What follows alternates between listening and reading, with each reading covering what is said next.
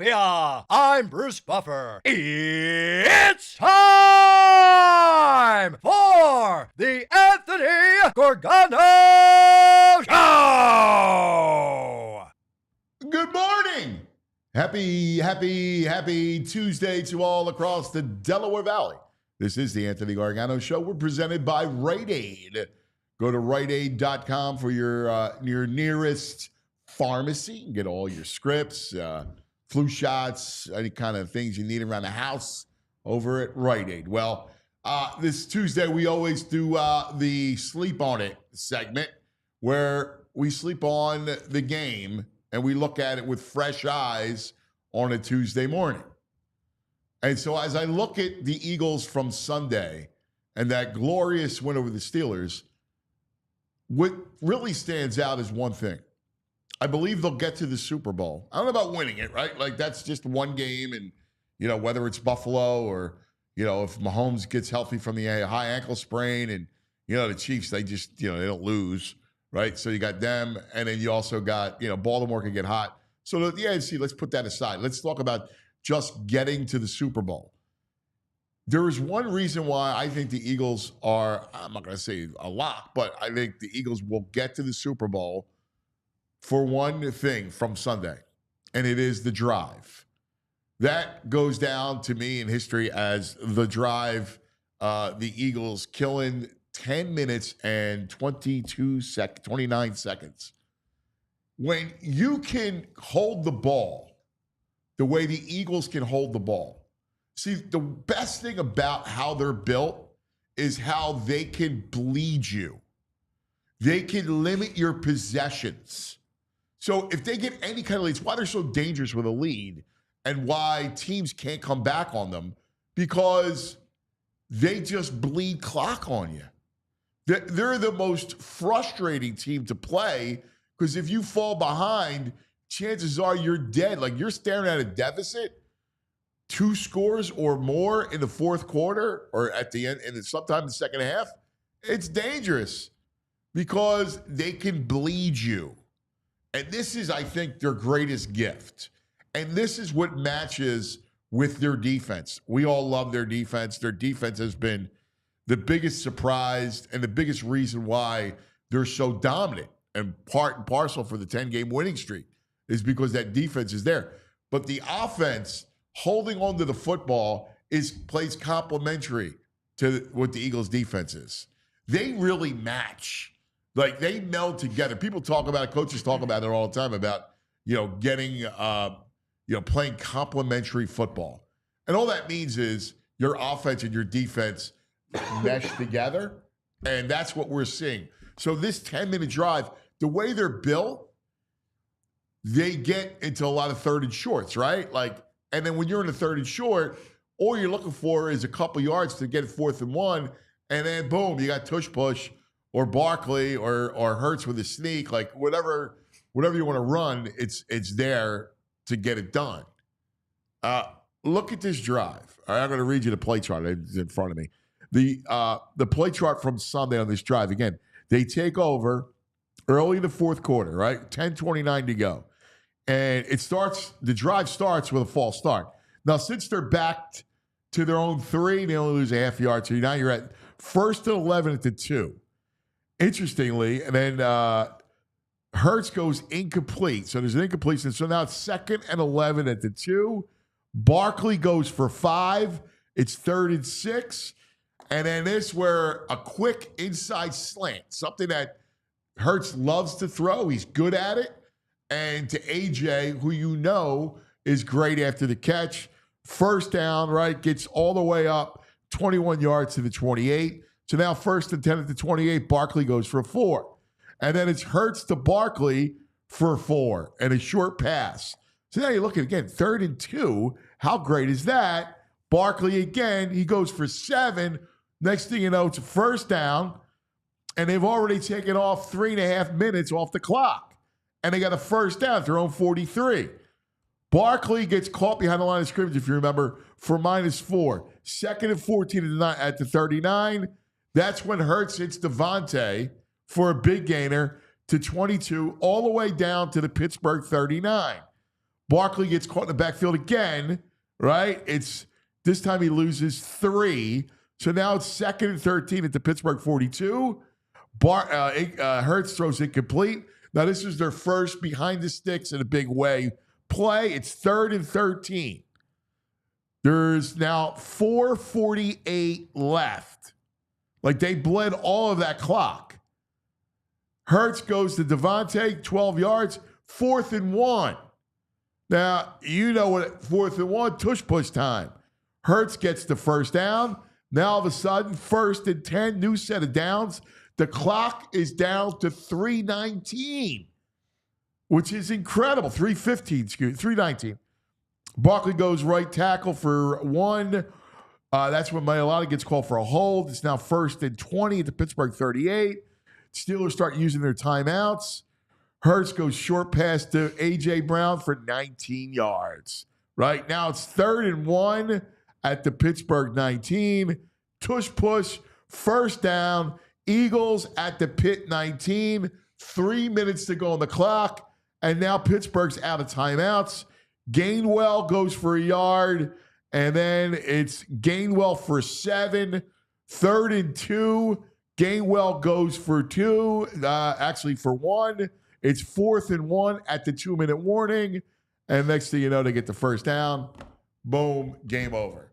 So when you look at the anatomy of that drive, which was so impressive, again, what most impressive and why the Eagles have to be in the Super Bowl, because those drives are commonplace. Now, 10 minutes and it is a ton, right? Like, so you don't get 10 minutes like that often, 10:29.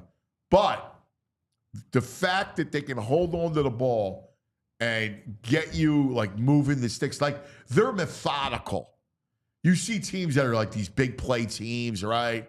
Going down the field, Josh Allen, boom, the Lions, they go big chunk plays.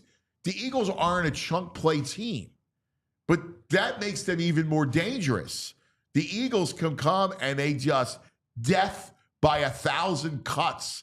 That, to me, is winning football. That's Super Bowl football. Good morning, boys. JP John Zapata, VG Violations Greg. What's happening, brother? Like, to me, that, JP, I'll start with you. That's what winning football is. When you can get that kind of drive, and again, that's extraordinary at 10:29. Yeah. Right? 21 plays. Like, that's extraordinary. However, the fact that you can bleed clock, it's like the Madden. He really is playing Madden on you. Yeah. Yeah, no, it's like old school football. And when we talk about like the mantra of this league this year, a lot of old school football, right? And when you can kill the clock the way the Eagles do, I mean, look at what the Bills are probably the hottest team in the AFC right now. You can keep the ball away from a quarterback like Josh Allen, offense like that. That's going to be big, and that's what the Eagles are doing. That's why they're so dominant this year. That's why everyone's talking about Super Bowl bound. Well, yeah, I'll push back just a little bit with you. So, yes, the run game is old school, what do you want to call it? But in reality, they're playing Madden on you. Like, go for 4th downs, 4th and short. For sure. Right? Like, having a play like the tush push, which is unstoppable. Right? And we're going to talk to David Murphy coming up, who David says – he poses the question, is the tush push unfair to football? Like, it's an unstoppable play that everybody, even the defense knows it's unstoppable. Is that antithetical to the sport? Like, is that a cheat code, basically? So we'll talk to David about that. But regardless, I don't know. You know, to me, it's a play you design. I don't see how you can make that illegal. I think that's ridiculous. But the fact that they can bleed clock on you and run the football and short passing game, Barkley, A.J. Brown, your two best weapons, Devontae, the fact that you can, and this is where Hurts is at his best, point guard, right? Hand off to Barkley, quick hitter to A.J. Brown, an inside slant, right? Boom, boom, get the ball out. Like, that's what allows them to hold on to the ball and be so dominant, VG. You need 13 players to stop them. Yeah, like, what do you focus on? You just can't focus on any one thing. They're all over the field. That's a they're great short point. passes, they're long passes, they're yeah. running. I mean, what do you do? When they're rolling like that, they have too many options and they're too effective. I just don't know as a defense caller what you do. Yeah, it's funny. I like that when you said the 13 players because that's what it feels like. Yeah. It feels like you need 13 players to stop them. This goes back to Howie. To be able to have 2 elite receivers, right? Their line, which everything begins and ends with, which is that front. And then Barkley. You know, I think teams finally figured out how important a running back is. Like, it's unbelievable. Seriously. But like when you looked at, you know, Henry and Barkley and those running backs that are good, that moved, all those teams are having success. Karen Williams, the 2 guys in Detroit, now it's 1. But yeah, running backs are back. Yeah. And you bring that up, but Montgomery, Big loss. MCL, That's a big loss, man. that is a huge part of me feels bad for the Lions. Yeah, they have like 11 guys on the IR or And- the injured and list all right now. key players. Like I'll be honest with you. Like I always look at when I look at teams, I put myself like if I was a fan of that team, I would, you know, exchange fan bases. Like we would feel cursed. We would be running around like, here's the Lions, never won a Super Bowl, right? They're Always bad. right, and like This is they their year. finally get like this is their year. They're rolling. They look unstoppable, Odds on favorites. right? And then all of a sudden you get hit with injuries. Like there's something unfair about a rash of injuries. Feels like it's too much to overcome. Like in 2017, there was like obviously Carson was the big one. You lost Big V. Like those were some big ones. But like the Lions, 11 players. And all the best ones. Yes. All the best ones defensively. I don't know how they overcome this, cuz it's going to be hard for them to overcome it, especially in the NFC. I don't see, and then like, will you take my, like, here's the thing. Like, defensively, they're going to get Angeloni back. Right. They're going to get a couple other guys, but still, their secondary is decimated. So you go, all right, well, at least I have my offense. You lose Montgomery. That's a big monster. Well, Montgomery's a great player. And he's like outshined because of Gibbs. Gibbs is dynamic. He's got speed. He catches the ball out of the backfield. He'll reel off big plays. But Montgomery's the one who softens up the defense, who's banging in like you give him those tough between the tackle runs. Dude, it sucks. I don't want an NFC Championship game against the Vikings or the Niners or the Packers. I want Eagles Lions, man. And I want Lions That's ready to roll interesting. at full strength. I was looking forward to that matchup. The Vikings look good, but they're They're feel not like we that can good. beat them. I agree. I don't think they're that If good. Chicago had a quarterback last night, it's a whole different game. Man, that guy can't hit a wide open receiver. What's he doing? Caleb is Woo! See, there's the thing, like about, you know, he's the number 1 pick in the draft, right? You watch him at USC, you go, oh my God, he's dynamic. The key to that position, I believe this, right? It's in college, those windows are so wide, Yeah. right? Like they're just wide, they're gaping windows, and quarterbacks can look great. Like he can move, he's got a nice arm, but man, when you get to this level, those windows have become mouse holes. He's even missing them with the wide open windows. Yeah. He's not even close last Well, night. that's what happens, right? Like you start to press, and all of a sudden you can't hit. That's the one thing about I think Jalen is that his accuracy has improved. Like Yeah. he was good with wide open windows. I thought coming into the league that he would struggle, and early on he did, and then he started to really hone in. And like, you know, you look at the timing and the ball out. Like when he's throwing those slants inside, that's effective. When he's boom, read out, gets the read, ball's out, and he can throw it. I think that's where his timing is perfect. Yeah, and he's got a receiver Well, yeah. who's gets separation right off the line. Exactly. Yeah. Exactly. Well, just thinking back to yesterday's episode, one thing that both Fran and Zach brought up, the empty set. Like that is so big because obviously you have the weapons on the outside, and obviously you can dictate what kind of the coverage that the defense is going to line up in. But more importantly, I mean, like if Jalen has a wide open field, he's got the legs. Like that wrinkle that they're adding on. Yeah. This past game was the one game we felt really good about the passing offense. And having that little wrinkle in there, I mean, it's so hard to stop the Eagles offense. That's a good point. Like when you look at going empty, because I like to lean in. They did a little bit of it. I really would like to lean even more into play action. Right. All right. But you're right. Like when he goes empty, you could see he's way more comfortable with that. Right. Because most quarterbacks like that, because most quarterbacks, like when you go empty, you're dictating to the defense. All right. And now you can see it better. Mm-hmm. You can see the play develop. Like You go empty, and you're going to have A.J. Brown. To Greg's point, VG's like, listen, you got A.J. Brown. He's going to beat his man up the line of scrimmage. So now I got a built-in easy read. Yeah. Right? Like, oh, this is great. I'm going empty. I'm going to force you to play man, and you're going to man up A.J. Brown. Good luck. He was even moving around in the pocket even better and finding guys down the field. Like it overall, Well, like think about it. Like once you start to like move, yeah.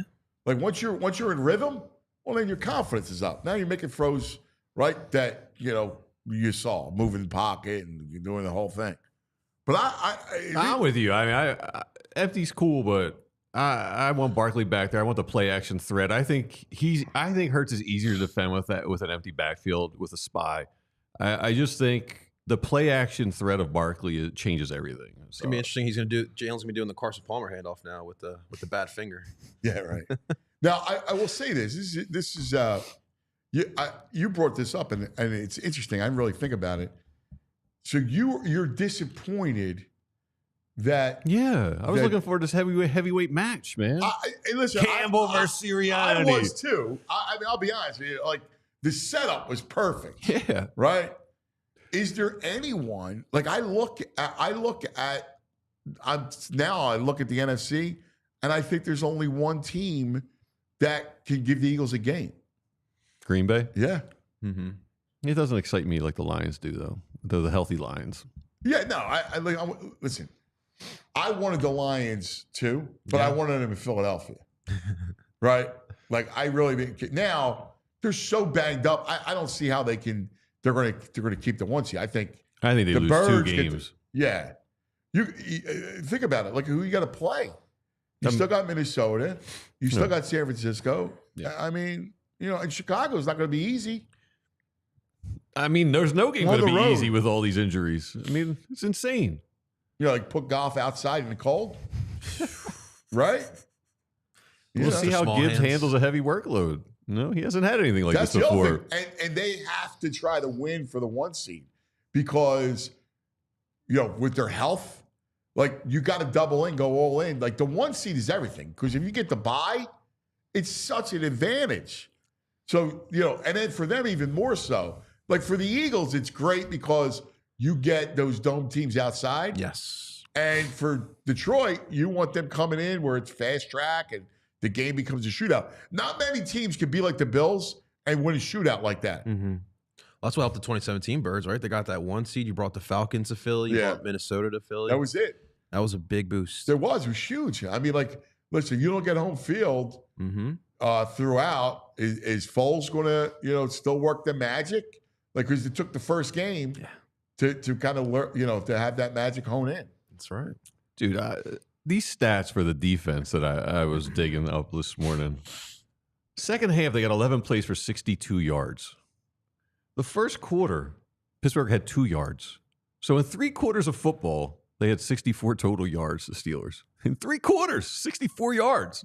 I mean, that's pretty impressive. It's a professional team who's got 10 wins. Do they have 9 or 10 wins? And by the way, they've won games where they put up points. Yeah, they've had a pretty decent offense with Russ since he took over. Now, again, I know there's no Pickens and like that, but I mean, this defense is special.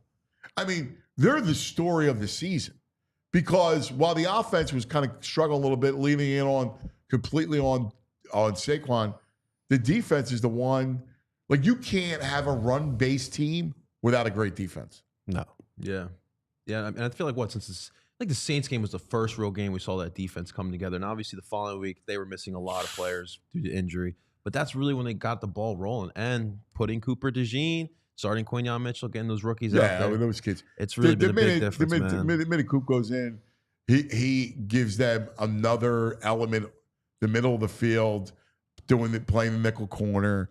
Quinyon, I got to tell you, I go back to, I was having a conversation yesterday. I was on some ESPN radio show, and we were discussing, and they were asking, like, what's the key to the Eagles? Like, what's the... And I go, Quinyon Mitchell. Quinyon Mitchell and Jalen Carter, right? Because Jalen Carter is such a disruptor, and then you got Quinyon locking down a side. Like those two, like Zach Ball's been great, the whole thing. Cool. But those two, that's a big deal. Yeah. Dude, Jalen Carter, there's a video going around. His dog mentality. He's a menace, man. Jordan Davis is leaning over to help a Pittsburgh Steeler up. And Jalen comes over and smacks his hand away. And it's like, I love it. don't help him up. Look at this. Here we go. Let's look at it. I love it. Jordan Davis leaning over.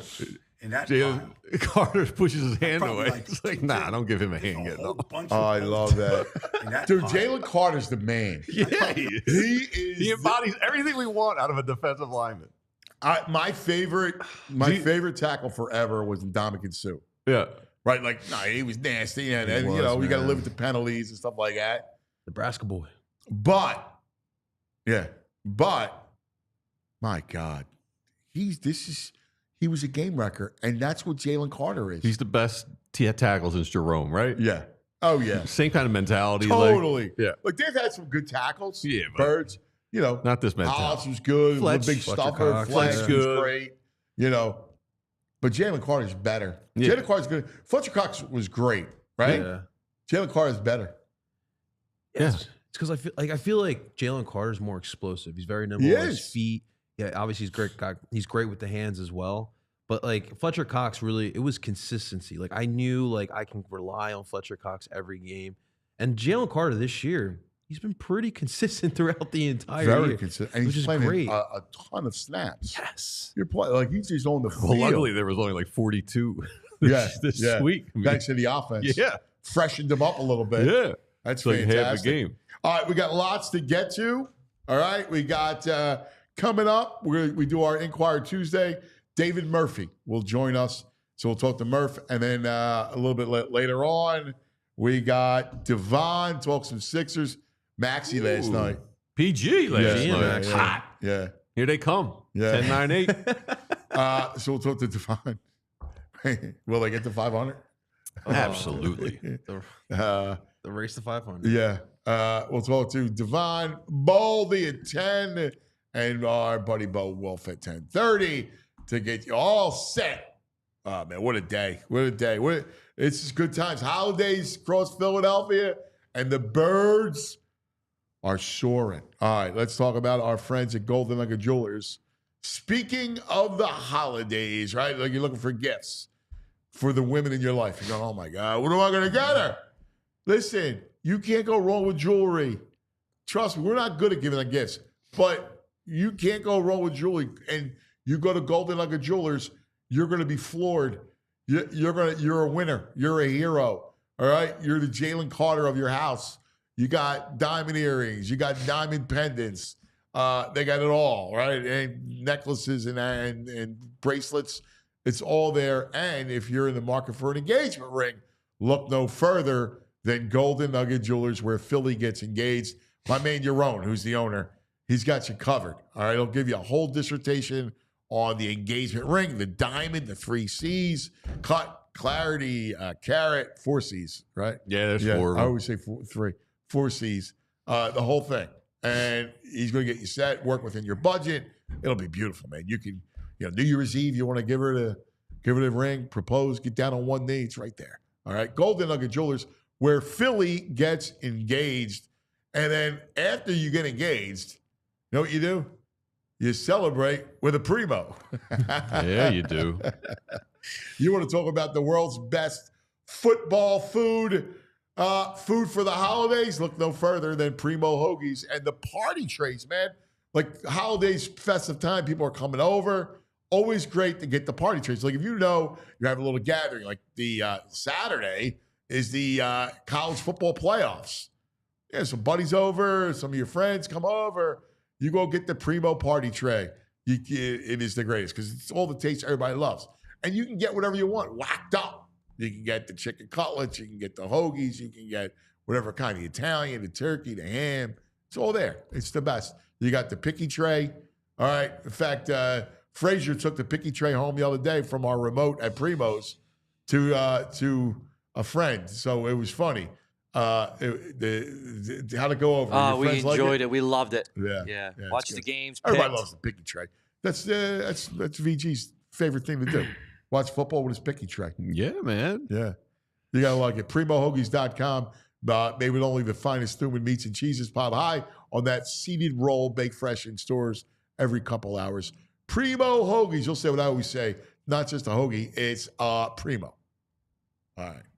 Now joining us in a few moments, we'll talk to David from the Inquirer. David said, should the NFL outlaw the tush push? No, well, his column is like a little sarcastic take. It's more like, should we outlaw Barkley? Yeah. Because he's unstoppable in the same way that talking about banning the tush push last year was ridiculous. So he did a whole column with the same arguments about why they should ban Barkley. Yeah, that's great. That was smart. That was smart. Hey, can we just have, while we got a second, celebrate my favorite coach in the NFL and my fellow Paisan, Nick Sirianni, his little post-game talk? I thought it was a good post-game talk. Let's go. Yeah. You can always celebrate Nick. Yeah, man. We're talking about tough, detailed together, right? That's a team. That's a team. All right? How long was it, Bob? 10:30. 10 minutes and 30 seconds on a 4-minute by the offense. Hey, you want us to run it? We can run it. Yeah. You want us to pass it? How about that pass? Yeah. Defense, stopping them on short fields was incredible. You guys played your ass off as a group together. Awesome job, defense. Remember, right? That was a tough win against a tough team. Hungry, humble. All right, it's more than just this. It's more than getting this win. We just want to keep getting better. Hungry and humble. We got a lot to be thankful for. We're working. We're getting to work on Monday. We're talking about. I love it. So if I do have Hungry and humble. If I do have to nitpick my favorite coach in the NFL, which I tend to do sometimes, is there one thing that stuck out at you? It was a little like, How about that passing? Yeah. I was like, no, he didn't go there, Nick. Yeah. Don't do it. It stood out to me too. Yeah. How about It's that? a little passing? cringy. Yeah. Other than that, it was great. Yeah, it was almost like that came to mind. Like, how about, like, As soon as I heard it, I was like, what? It became, how about that became part of the lexicon. Yes. Right? You But guys- it's a cowboy thing. You guys just picturing Jimmy Johnson saying that back in the 90s? How about that? Yeah. How about that passing game? No. And what about that passing game? Yeah. Right? They want to pass it. They got passing. Again, use the what instead of the how. Yeah. Yes, cuz. All right? Teach us the English. Then all of a sudden, you're good. You don't have to worry. You don't invoke the Cowboys. It would have been super cool if he went Kiss Alive 2. You wanted the passing. You got the passing. The hottest passing in the game. Eagles. That would have been great. You know what's funny? Like, he's so excited. And, like, I appreciate that. Like, here's the thing about Sirianni. And he wears it on his sleeve. Mm-hmm. You know, and to his credit, I think when you're a young coach, you can easily get lost. Like, your ego starts to come into play, especially the spot he was in. Because he goes from being the toast of everything, goes to the Super Bowl his second year, to 10-1. He's never had a losing record. Well, wait. He goes from the Super Bowl to 10-1, and the next thing you know, the world crashes in, and he's fighting for his job. Right? Like, think about that. You go from, oh, my God, I'm going to be Don Shula, Jimmy Johnson, Andy Reid, Nick Sirianni, right? Like, after your first 2 years, you make the playoffs as a rookie coach. You go to the Super Bowl. You got a pretty young team. Aren't you thinking I'm on a fast track? Yeah. Is he the best coach in Eagles history? Oh, No. dude. Doug? No. Doug who? No, I'm going the Big Red. I'm just doing it. I mean, look, listen. I'm going to tell you right off the bat, and I don't want to hear any argument. I don't care about anybody posted on social media or any nonsense. Andy Reid is the best coach that ever walked through here. He changed the whole franchise. If not for Andy Reid, you don't have a Super Bowl in Doug Peterson. Doug Peterson just did what Andy did, taught him, and all that stuff. And he lucked out and won, right? Like, that's the truth. Andy Reid set it all up. He changed the way Jeffrey Lurie thought about football. He put the whole thing in place. I don't care about records.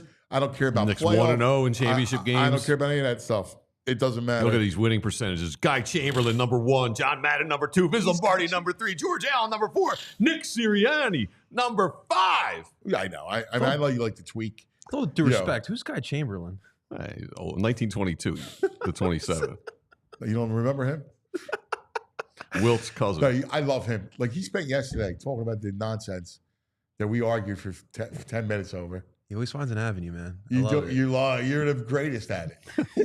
You're the greatest at it. Is Nick Sirianni the greatest Eagles coach ever? Is he? I mean, he's up there with George Allen. You know, Listen, He's ahead of George Hallis. He's ahead of Don Shula. He's ahead of Harbaugh. He's ahead of Paul Brown. He's ahead of when Andy you Reid. go from there, right?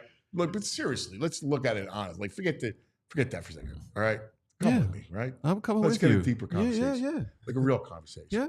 You come from going to the playoffs your first year, to the Super Bowl in your second year, to 10-1. Yeah. You're rolling. You think like this is it. Like, we've never seen a start like that. Even Andy was 5-11 his first year before he was able to rebuild the thing. Mm-hmm. So Nick's like, wow, the whole thing.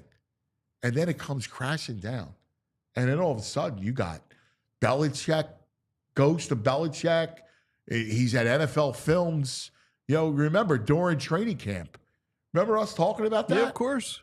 You know, the specter in the sky. You're like, it was looking thing. up and you see, and there's the cloud that had Belichick's face on it beneath the hood. You know, I mean, it was real. There was a lot of pressure. After the bye, the calls for him to be fired. Yeah. Just the conjecture of having conversations. Hey, is he going to make it past the bye? Like, we all knew he would, but that was a topic of conversation among the masses in the bars and the Wawas. Yeah. And this is a man who stared down that adversity, shaved his head, and has gone on a run like we haven't seen right now. I mean, 10 in a row, dude. So, all right, so let's take a look.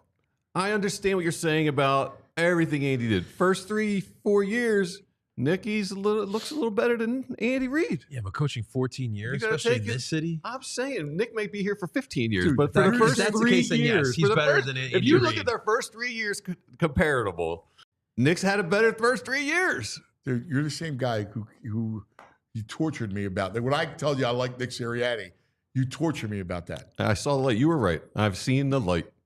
You should have never withered on your support of Nick. I'm still not withering. I didn't wither. I mean, you know, I told him be a downhill run team. All right? Yeah. Dude, how many times I tell him that? Yeah. He hasn't complicated things, which is Us Italians, we got very it good. made. We all through this. Eagles love it. Big Dom, Nicky, Vic, Calcaterra. Runs deep. You're out of your mind. You're out of your mind. All right. Oh, by the way, Guy J. Chamberlain, Johnny Goodtime says, was part of the 1926 Frankfurt Yellow Jacket team that we all know and love. I love Johnny Good Times. Thank you for that one, Johnny. I love it. I love it. All All right. right. From him. This portion of the program brought to us by the Bet Park Sportsbook online casino app.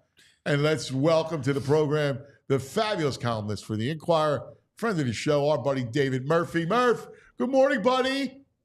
Morning. How you guys doing? Good, pal. So let's get into the subject of Sirianni, all right?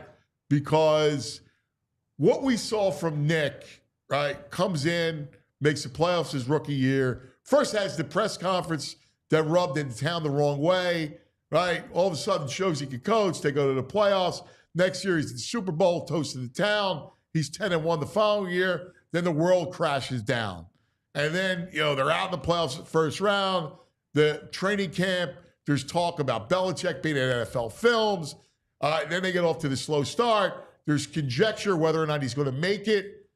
And then you look, he's reeled off 10 in a row. What's your 50,000-foot view of Nick? He's exactly kind of what I thought he was this whole time. I was a skeptic at first. You know, you mentioned that press conference, but to me, it was the whole rock paper scissors thing was the thing that rubbed me the wrong way. You know, like I was very skeptical about whether that kind of mojo and vibe would work. You know, in kind of the professional environment of the NFL. And look, I frankly, I think that's kind of part of the growing pains that we've seen over the last year or two. I mean, he's a unconventional guy, and when you're unconventional, you're going to open yourself up to criticism with things that don't go well.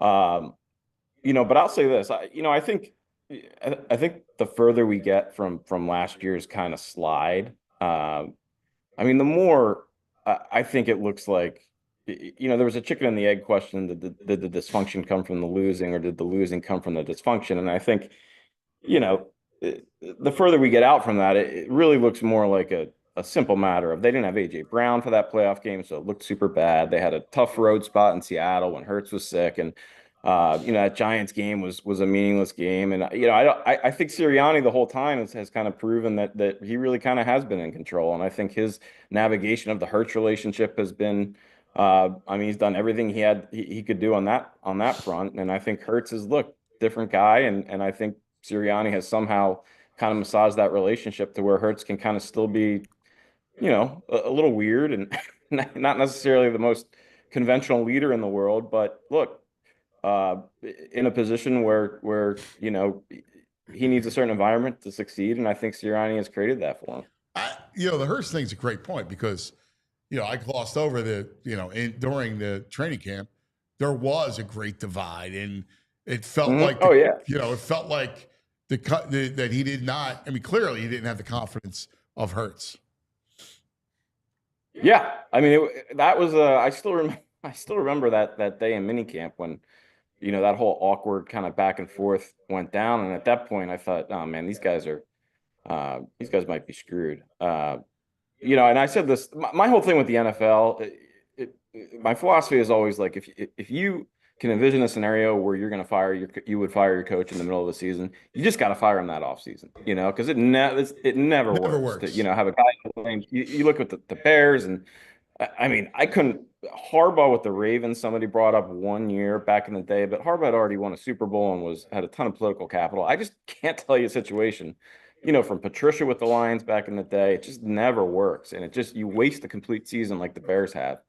And I thought that was a huge question mark, because look, Hurts, and credit the Eagles for navigating as well, because here's the thing about Hurts is I think he overestimated his power. At the same time, if you're even a competent NFL quarterback, you have the power because the team needs you more than it needs anybody else. I think somehow Sirianni recognized that, and I think he's just such a likable, genuine guy that he kind of, was able to kind of navigate that. And I think that's been a key to this, because look, Hurts hasn't been great, and he has, shown a lot of the same body language as he did last year. But I think Sirianni is kind of like, coach to your players' strengths and coach who you have, and you play with the guys you have, not the guys you want. And I think he's really kind of put himself before the team in terms of giving Hurts everything he needs to feel like he can be successful. Yeah, almost like if you look at it, that really, this whole thing that you're describing has been his CEO role, right? Making sure that your environment is right? Like making sure that your O-line is heard when they say, "Look, we want to run the ball. We want to be a downhill running team." You make sure that you hear them, and they did. And the other aspect of it is, listen, we'll talk about Vic in a second, but Kellen Moore, I think he's done a great job. I look at the play calling during that drive, was spectacular. He has a unique quarterback to deal with Hurts, and I think he's done an amazing job at really being the steward of this offense. Yeah, but I agree with that. But I also don't think that, I think the one thing we get lost with coaching, and I don't think we should short shrift Sirianni on this point, is in the moment play calling is important, and he's clearly got a guy in Kellen Moore who can do that. But look, I think besides the kind of CEO, ego navigation kind of planning type of aspect of being an NFL coach, I personally think the biggest strength of these coaches that you see is, game planning, knowing your opponent, and just on a macro level each week, learning knowing what to do. What am I supposed to do in this game? How am I going to beat the Giants? How are we going to approach them? and then installing that and teaching it. And I think when you see, I think that definitely comes from Sirianni, because look, you see play callers out there who are obviously great play callers. Well, I mean, I do know that Kellen Moore is coming up with the game plan. So, I mean. But I'm talking, but you know what I'm talking about? Like, all right, take Tomlin, for instance. Like, there's a reason why Tomlin's teams are the same teams every year, right? Because he knows how to, he knows his opponents. He knows how to he knows what he needs to be doing during the week as a head coach to get his guys ready. There are certain teams out there that are just poorly coached teams. The Bears, the Jaguars, frankly, are one of they're the worst at this year. And I thought Doug was a better coach than this back in the day. But I mean, they don't make mistakes. They tackle, they're always in the right spots. Everything they do makes sense. I agree with that. And that's the coach. Look, there's 50, 60 hours of preparation that goes into a 3-hour game. And I think that, we sometimes ignore that. That's why Belichick was so good. I mean, he ran a different scheme. He ran 3 different schemes during his time in New England as an offense. And his defense changed every year. He would go 3-4, 4-3, 5-2, whatever. It was all about knowing your personnel, most importantly, knowing your opponent and how you need to attack them, and just having a feel for the game. And I think Sirianni has a feel for the game. I think he has a feel for his team. Yeah, he definitely has a feel for his team. I'm not arguing with you. I agree with you. I'm just pointing out that we haven't talked about Kellen Moore, right? And I don't. No, not at all. And I don't think he's a guy that is just, in his chart and that's it. Like, he's got to come up with the offense, that game plan. He also has to work with Hurts, right? Because remember, he's the translator to Hurts, right? Like, I'm with you. Everything you said, I agree with Sirianni. Kellen Moore is the translator of that game plan. And let's face it, like, he's had to do a lot of different things with Hurts to make sure the offense worked. Oh, 100%. He deserves all the credit in the world. I'm just more pushing back the whole kind of Office Space caricature of what Sirianni does. Yeah. I mean, look, I'm just pushing back on that. I mean, look, the guy's had 3 different offensive coordinators in his time here, and all 3 years he's run an offense that literally looked like it couldn't be stopped at times. And the only exception is the guy who was kind of Jalen Hurts' guy that got installed. I mean, that's kind of the alternate that's the alternate telling of it. Yeah. I think Sirianni's not as I think he's a much better actual coach. I agree. He's not just an EQ coach. Like, I think you're right. I think people kind of want to put him in that place of, all right, well, you're the head coach of culture, right? Like, he translates beyond that, obviously. Vibes. He's the vibes coach. He's all about the vibes. Yeah, he's a vibes coach, but I think that's oversimplifying it. And look, to his credit, he has, like, Stoutland, Stoutland plays a huge role in coaching that offensive line and getting them ready. All I'm saying is, we here in Philadelphia, the one thing I noticed is we like the Eagles so much and we spend so much time watching them that we don't watch it. Sometimes I get the sense that people need to watch a little more of the NFL, and so they have like a baseline to compare it to. There are some really poorly coached teams in this league. Listen, you mentioned Jacksonville, and I love Doug as a guy, but he was never a good coach. I mean, I thought he got lucky here, and things kind of. Well, he won a Super Bowl, but yeah. Well, no, I think things conspired to get lucky. Look, it was one of those years, the year of the blue snow. I mean, that happens, right? Like, I'm with you. And God bless him. Yeah. Right. Like, but that team's fantastic. Like, and I always talk about it being coaches league. Like, who wins? Harbaugh, Jim Harbaugh, John. Right. You look what Peyton's doing with Denver. He's already made them relevant. Yeah. McDermott, Andy, obviously. Right. So McVay, Shanahan. That's it. All those other teams, they're poorly coached.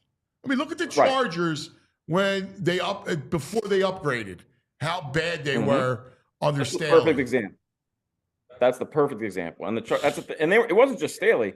They were just Chargers. They were like the Mets of the NFL. Yeah. Like, watching that team was just. And Harbaugh, is Harbaugh a great play caller? He's not really a play caller at all. Is he a is his scheme? Is he a defensive mastermind? Not really. I mean, he's a good defensive coach. The guy was a quarterback, But what he is he knows football. He's a son of a coach. He knows his teams. and he knows how to teach it. You know, you watch the one thing all these teams have in common is they don't miss blocks.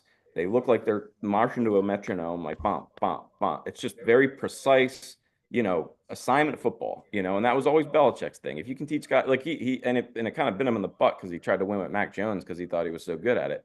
But, you know, like if you block and you tackle and you don't make mistakes and you, I mean, Tomlin's 10-4 with Russell Wilson and Justin Fields. He's never had a losing season. And look at the quarterbacks he's played with. Yeah. You know, I mean, he's just a good coach, you know. Nah, you're spot on. Sirianni's at that point. Miracle. Sirianni's at that point. It's a miracle how good the Steelers are. Like with this team, like Russ is not good, right? He's just not. Like he's horrible. Najee Harris is not good, right? No. Chris Warren is okay. Everybody beyond Pickens is okay, right? To bad. I mean, they got good defense, but I mean, Tomlin's unbelievable. I'm so with you. But the point is, Sirianni's getting to that point after 4 years, and he's like at some point when this was a big question, it was a big question mark whether he could survive, you know, all the crap that he had going in the season, and he's done it. And I think it's, you know, at this point you have to be like, look, this guy's just a good coach. Whatever you think about, you know, the way he presents himself, he's obviously a good coach. And Kelsey has said that. He said he's the best meetings coach he's ever been around, you know, and like they spend most of their time in meetings, so that's a pretty big that's a pretty his big players, right? I mean, unquestionably like him. Like they respond to him. I love what he did with the, you know, adding tackling. Like I used to rail on them because they were a poor tackling team, and he ended that this year. They practice, they tackle on Wednesdays. I mean, you know, like that's a big deal. Absolutely. Yeah, I mean, look, the defense is, and that's the other thing. The defense was so bad. Look at the Bengals. You know, it doesn't matter who you have. Now, talk about poorly coached. I don't think that guy's all that great, and I would fire him this year. Yeah, they might waste another year. But the fact of the matter is, if your defense is below a certain threshold, you just can't win. You know, you're seeing with the Chiefs this year. This might be their best team, even though probably their worst offense. You know, because they when had you no have tackles. Well, yeah, that's tough. The only reason why Mahomes lost the one Super Bowl was because he didn't have any tackles. Yeah. You know? Yeah. But the point is that defense is great now. And a great defense can make up for a lot of bad stuff. When you don't have that, you know, everyone looks at the offense because that's, you know, that's sports. But, you know, the tackling is just a matter. Like you can't teach someone to tackle like Cooper DeJean. Yeah. You know, you can't. You know, you can't build a cornerback that's as big and physical as Quinyon Mitchell. You just have to like get the right guys. And Zach Bond, like you can't. They've tried to like turn 1 million people into Zach Bond. Yeah. You know, and only Zach Bond has done it. So they and that's a Fangio thing too, I'm sure. Just to touch on some of the stuff you're saying, David, and our praise of Sirianni, I just want to compare him. I'm looking at Jim Harbaugh. He's coached 5 years. He's been to one NFC championship title he's won. He's got a winning percentage of 673. Sirianni's only a year behind him. Been to a Super Bowl. Winning percentage is 708. Winning a national championship in Michigan. Nah, that doesn't. I don't care. We're not talking NCAA. Oh, dude, this is pro football here. This is men here. Pro football. No, stop. But I mean, Jim Harbaugh is lauded as a great NFL coach. He's a great coach. Sirianni is right up there with him, if not better, in the NFL in his first 4 years. Well, you could also argue Sirianni. I mean, Sirianni. That's the other thing about this Eagles team. This team has so much talent.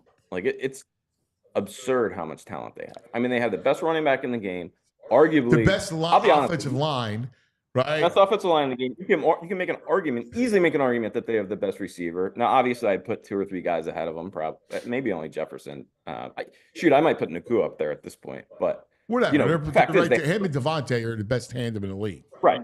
They have best at the 3 most important positions. Frankly, here's the story for the rest of the season. If they don't win a Super Bowl this year, there's legitimately only one person whose fault it could. Well, 2 people, I guess. Sirianni or Hurts. You know, and it depends. Like if you lose to Buffalo and, you know, whatever. It's football.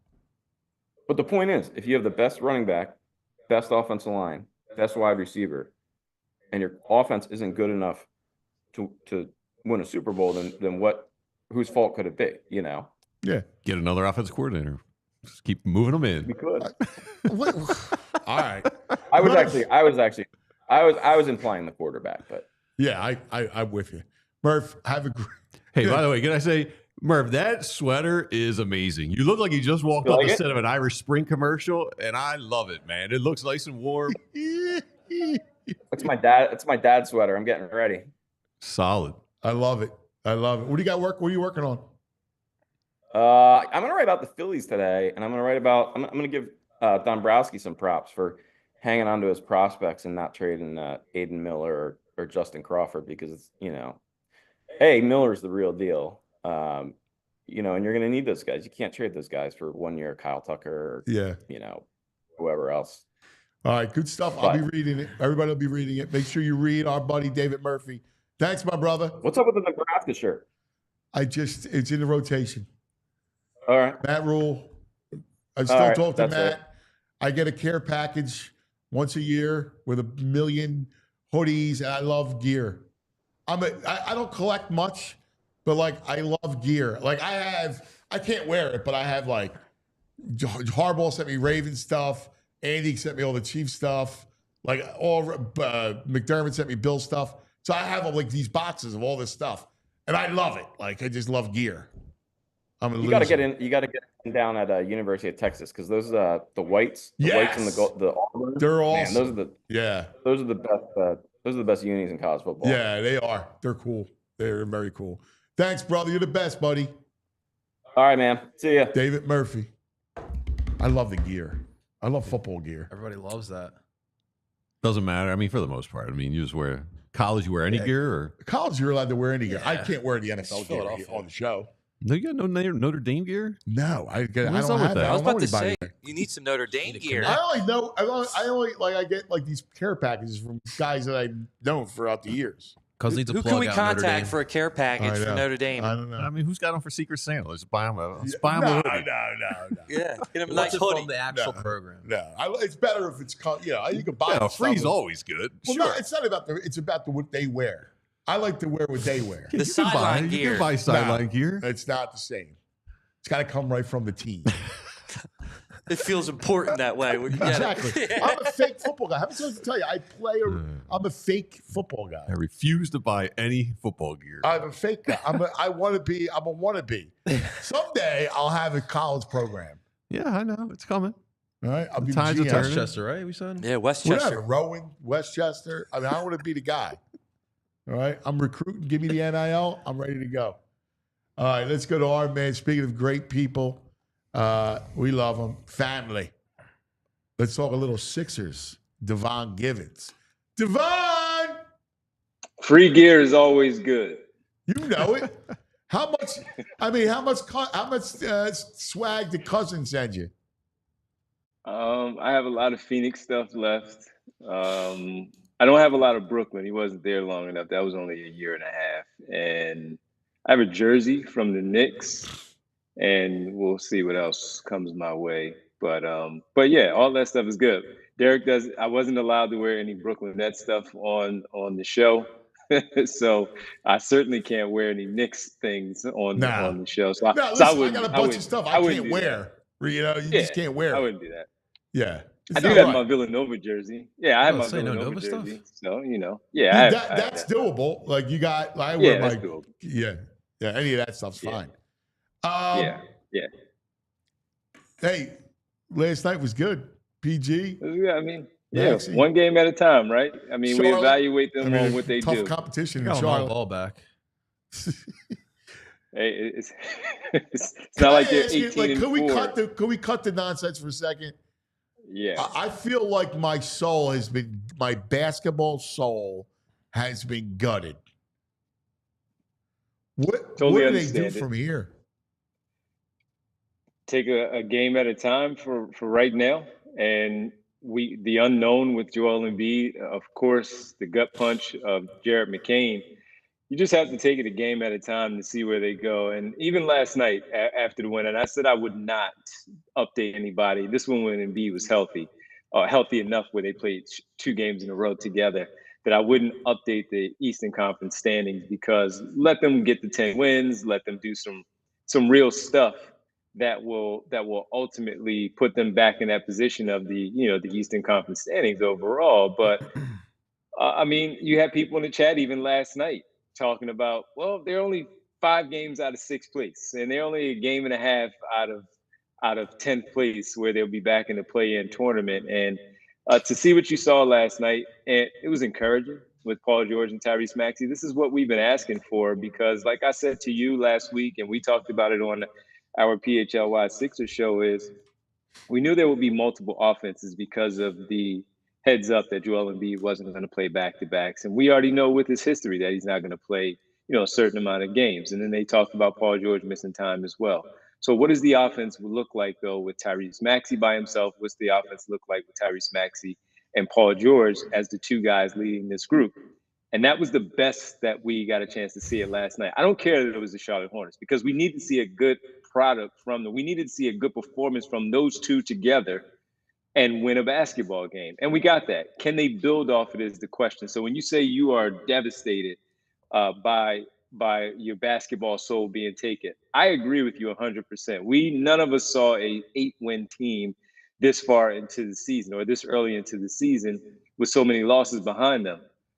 But to see that last night and knowing that Charlotte is the opponent again at home on Friday, can you at least just start to build the W's and keep yourself above water whenever Embiid is playing, that you win those games too. And when he is off the floor, you see what you can get from Tyrese Maxey and Paul George. Is that going to lead to wins all the time?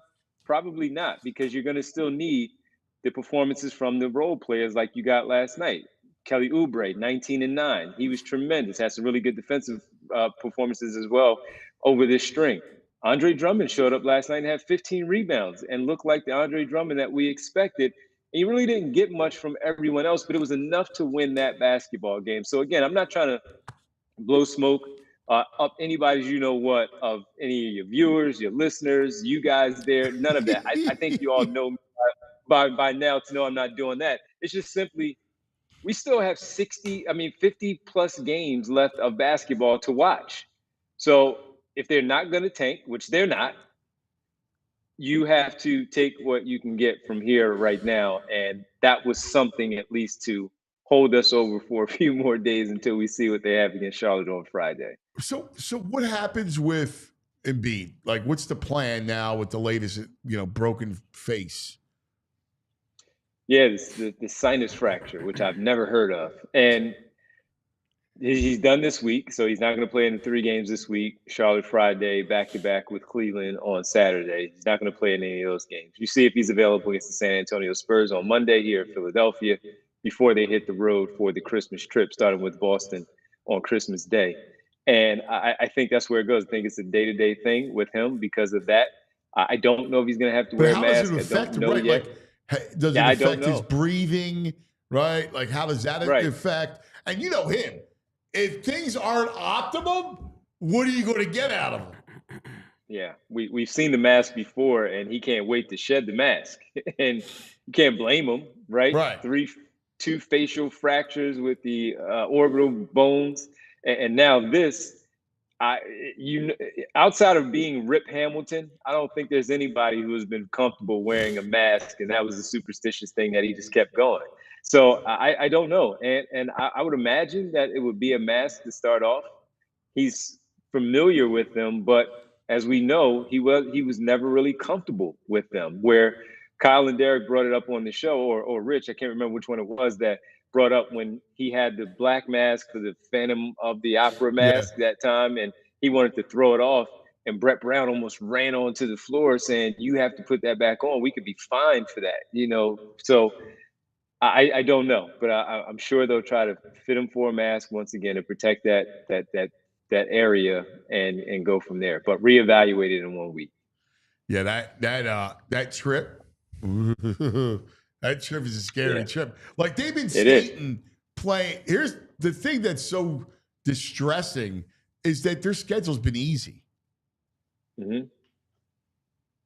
Yeah, and we know who they are right now. They're not a good basketball team. So when you're not good, even with an easy schedule, you're not going to win games, or you're going to lose. You're going to lose some close ones that you probably should have won. These swing games. I mean, and we talked about this a few times as well, where you can go back and just start to run off some of the games that they lost by 1, 2, 5 points, or had the lead late, and eventually it just got away from them because of some self-inflicted wounds where they would make some bad decisions, miss some shots, turn the ball over, or what have you.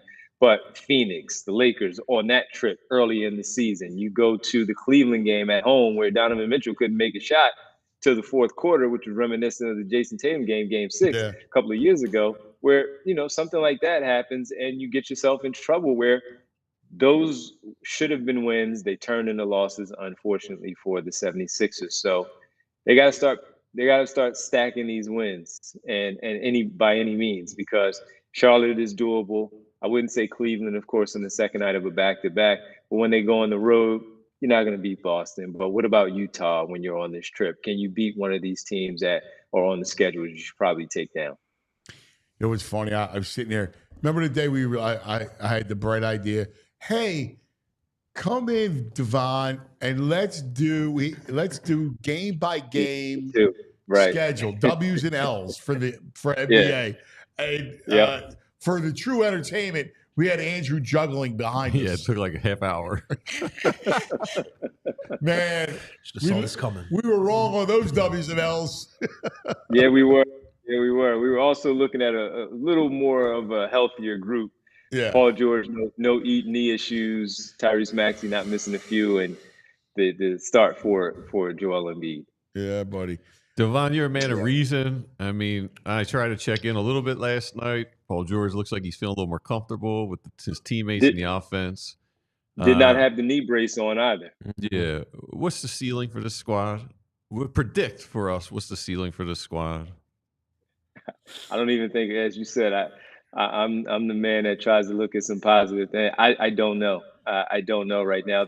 The thing that they do have going for them is, look, if he's getting healthy and his knee is going to be much better with Tyrese Maxey, you have 2 all-stars that you should be able to carry this team to some play-in conversation, maybe 7, 8 seed, and Joel Embiid coming back from time to time. And the fact, quite frankly, is that the East is not all that good. So the life raft that they do have is that while I'm not going to talk about how many games back they are, they're not too far back from these other teams that are just above them in the Eastern Conference standing. So if that is something to hang on to for anything with this group, is that the Eastern Conference is not all that good. So if they are able to put together some wins, they should find themselves pushing themselves up into the standings. Like Brooklyn is right in front of them. Brooklyn lost last night to the Cleveland Cavaliers, so I believe they're a game back of them. The Detroit Pistons got a good win over Miami, but still, Detroit is like 2 games ahead of the 76ers. They're not that far back. Prediction, 6 letters. EAGLES. Well, before the season, when the PHLY Eagles team asked for our predictions, I said they would get to the NFC Championship game. From there, I don't know. And right now, things are looking pretty good for them, especially with all the injuries hitting Detroit the way that they are. Tailskate Dom says, Merry Christmas.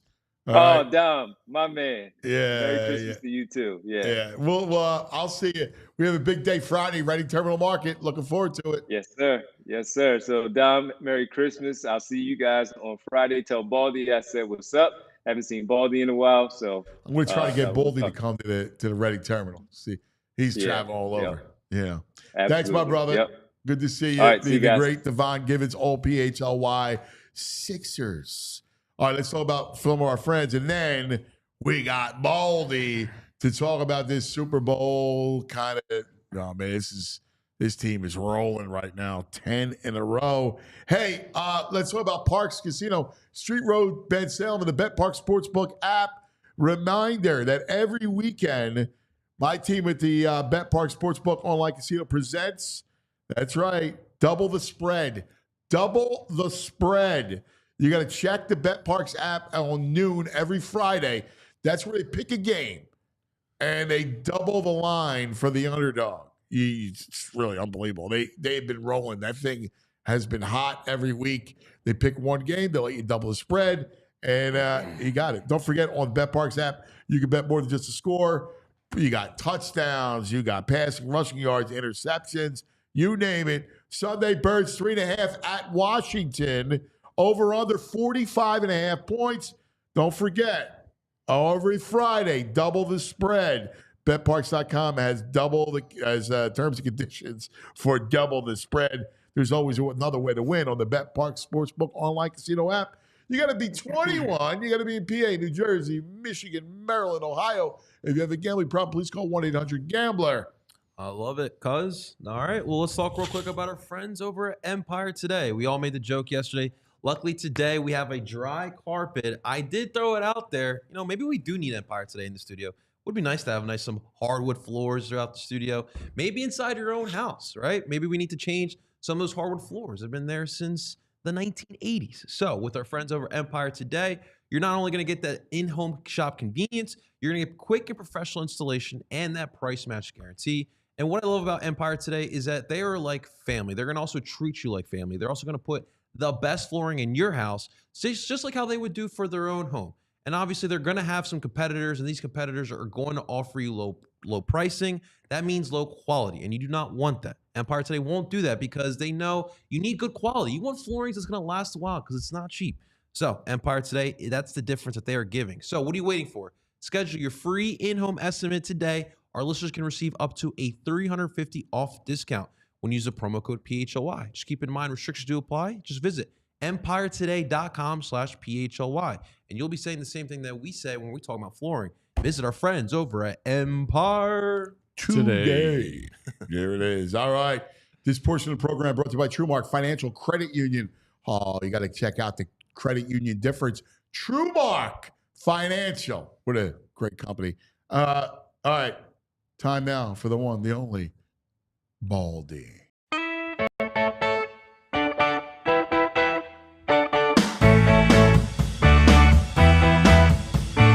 Baldy, Baldy.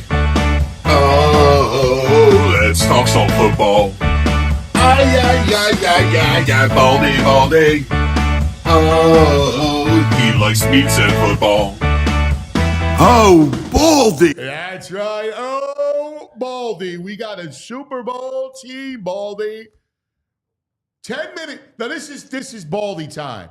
A 10-minute, 29-second drive to end the game. Forget 4-minute offense. How about a 10-minute, 29-second offense?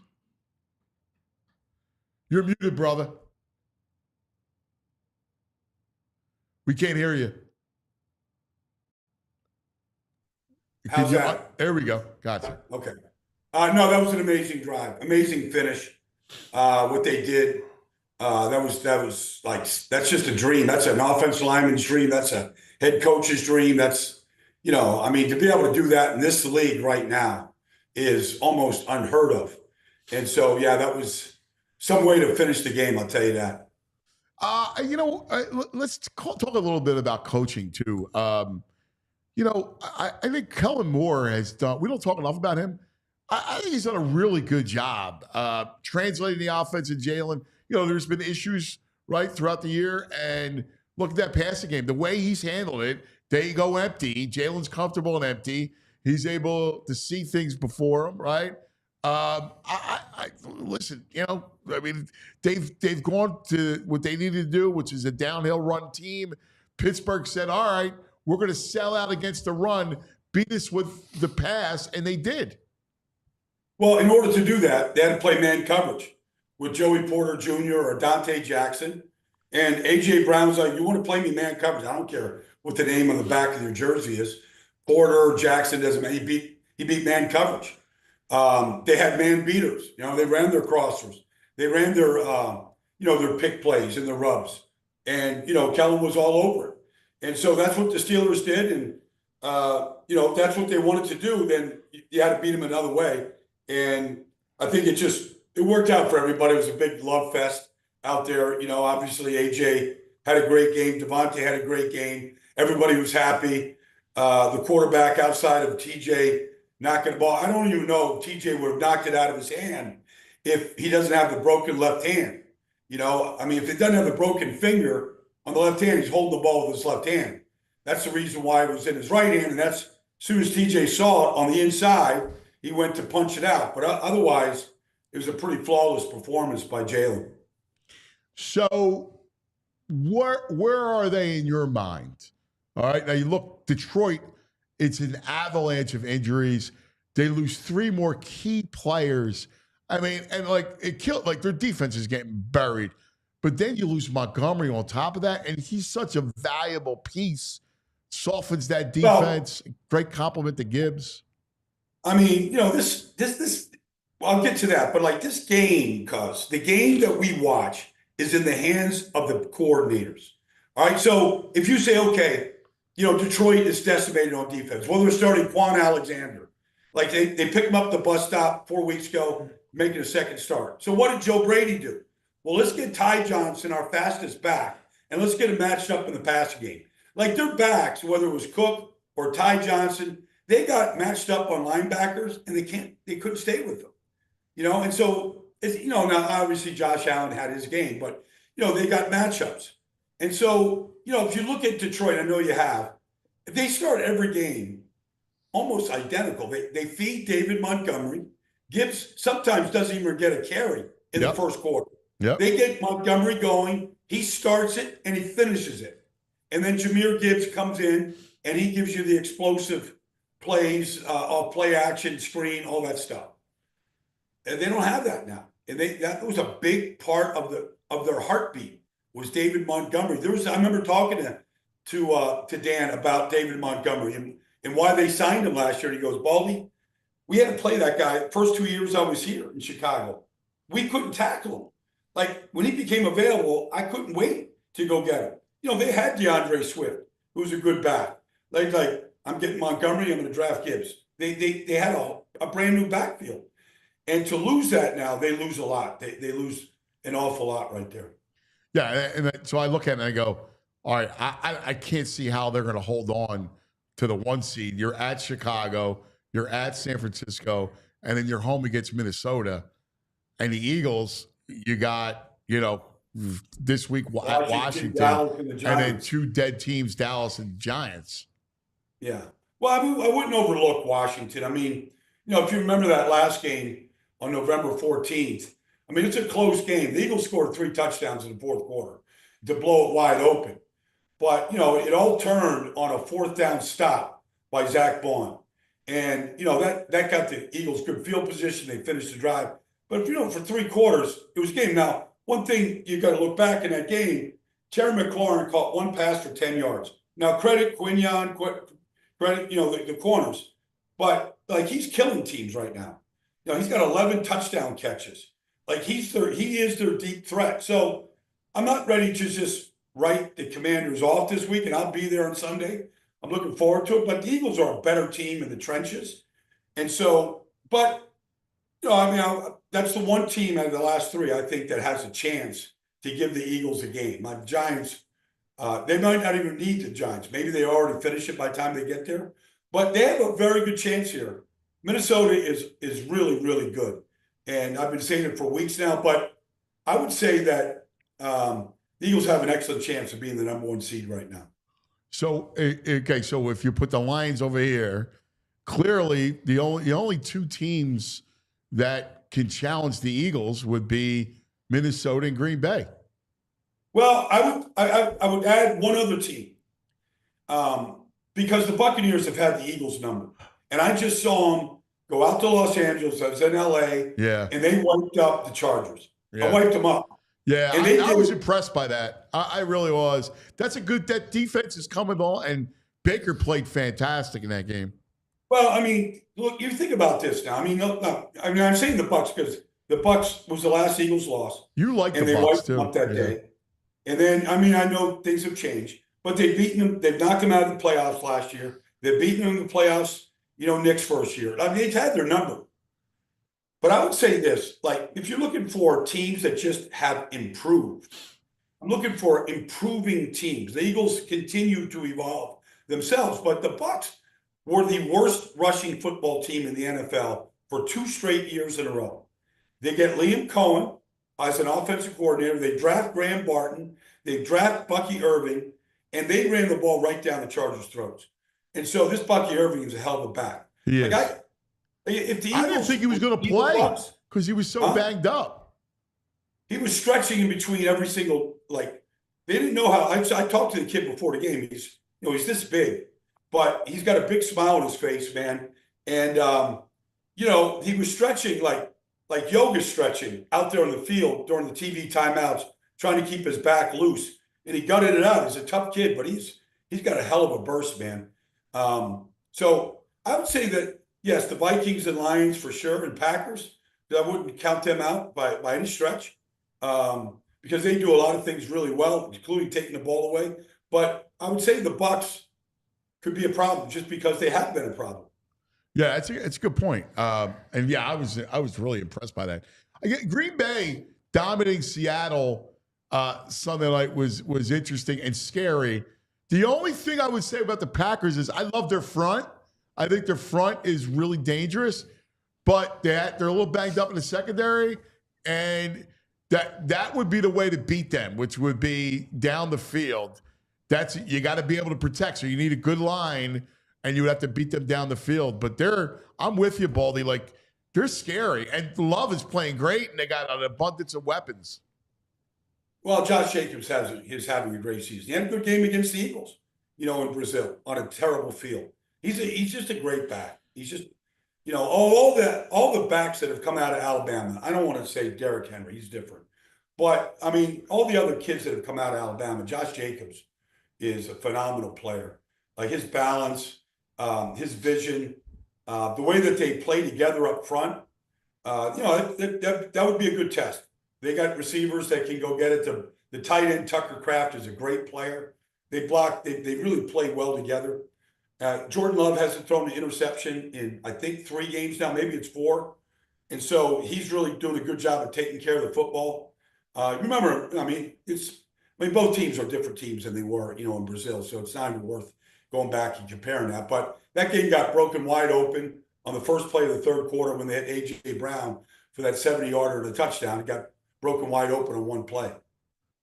So when you bring it back to the Birds, let's go offense. Let's go both sides of the ball, because Hurts answered a lot of questions about, like, if you're going to put the game in his hands, he delivered. You still got Barkley, and then again, that line is the key to everything. So it is the key to everything. Yeah. It is the key. But, they lose Landon Dickerson. Tyler Steen comes in. They lost Jordan Mailata. Fred Johnson comes in. Like, without skipping a beat. Now, that doesn't happen anywhere else in this league. Nobody's 7 deep. Nobody. The Eagles are the only team that are really 7 deep. Maybe Detroit's 7 deep, but not many teams. And then, look, if Barkley gets dinged up, you get Gainwell coming in. Like, I'm not saying he can carry the team the way Barkley can, but he's certainly good enough. They just have such great depth. They've been playing in and out of the lineup without Dallas Goedert. Calcaterra comes in.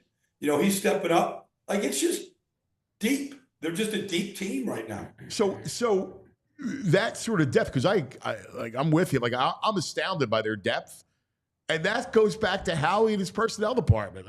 My God, no question. Do you want to talk about Howie's it? the GM of the year. Howie. I don't know how many times he's won the award, because you know better. But he's the GM of the year. Like, to go get Saquon, to get Zach Bond, to draft Quinion, to trade up to get Cooper DeJean. Like, is he, outside of Bryce Huff, has he missed on anything this offseason? No.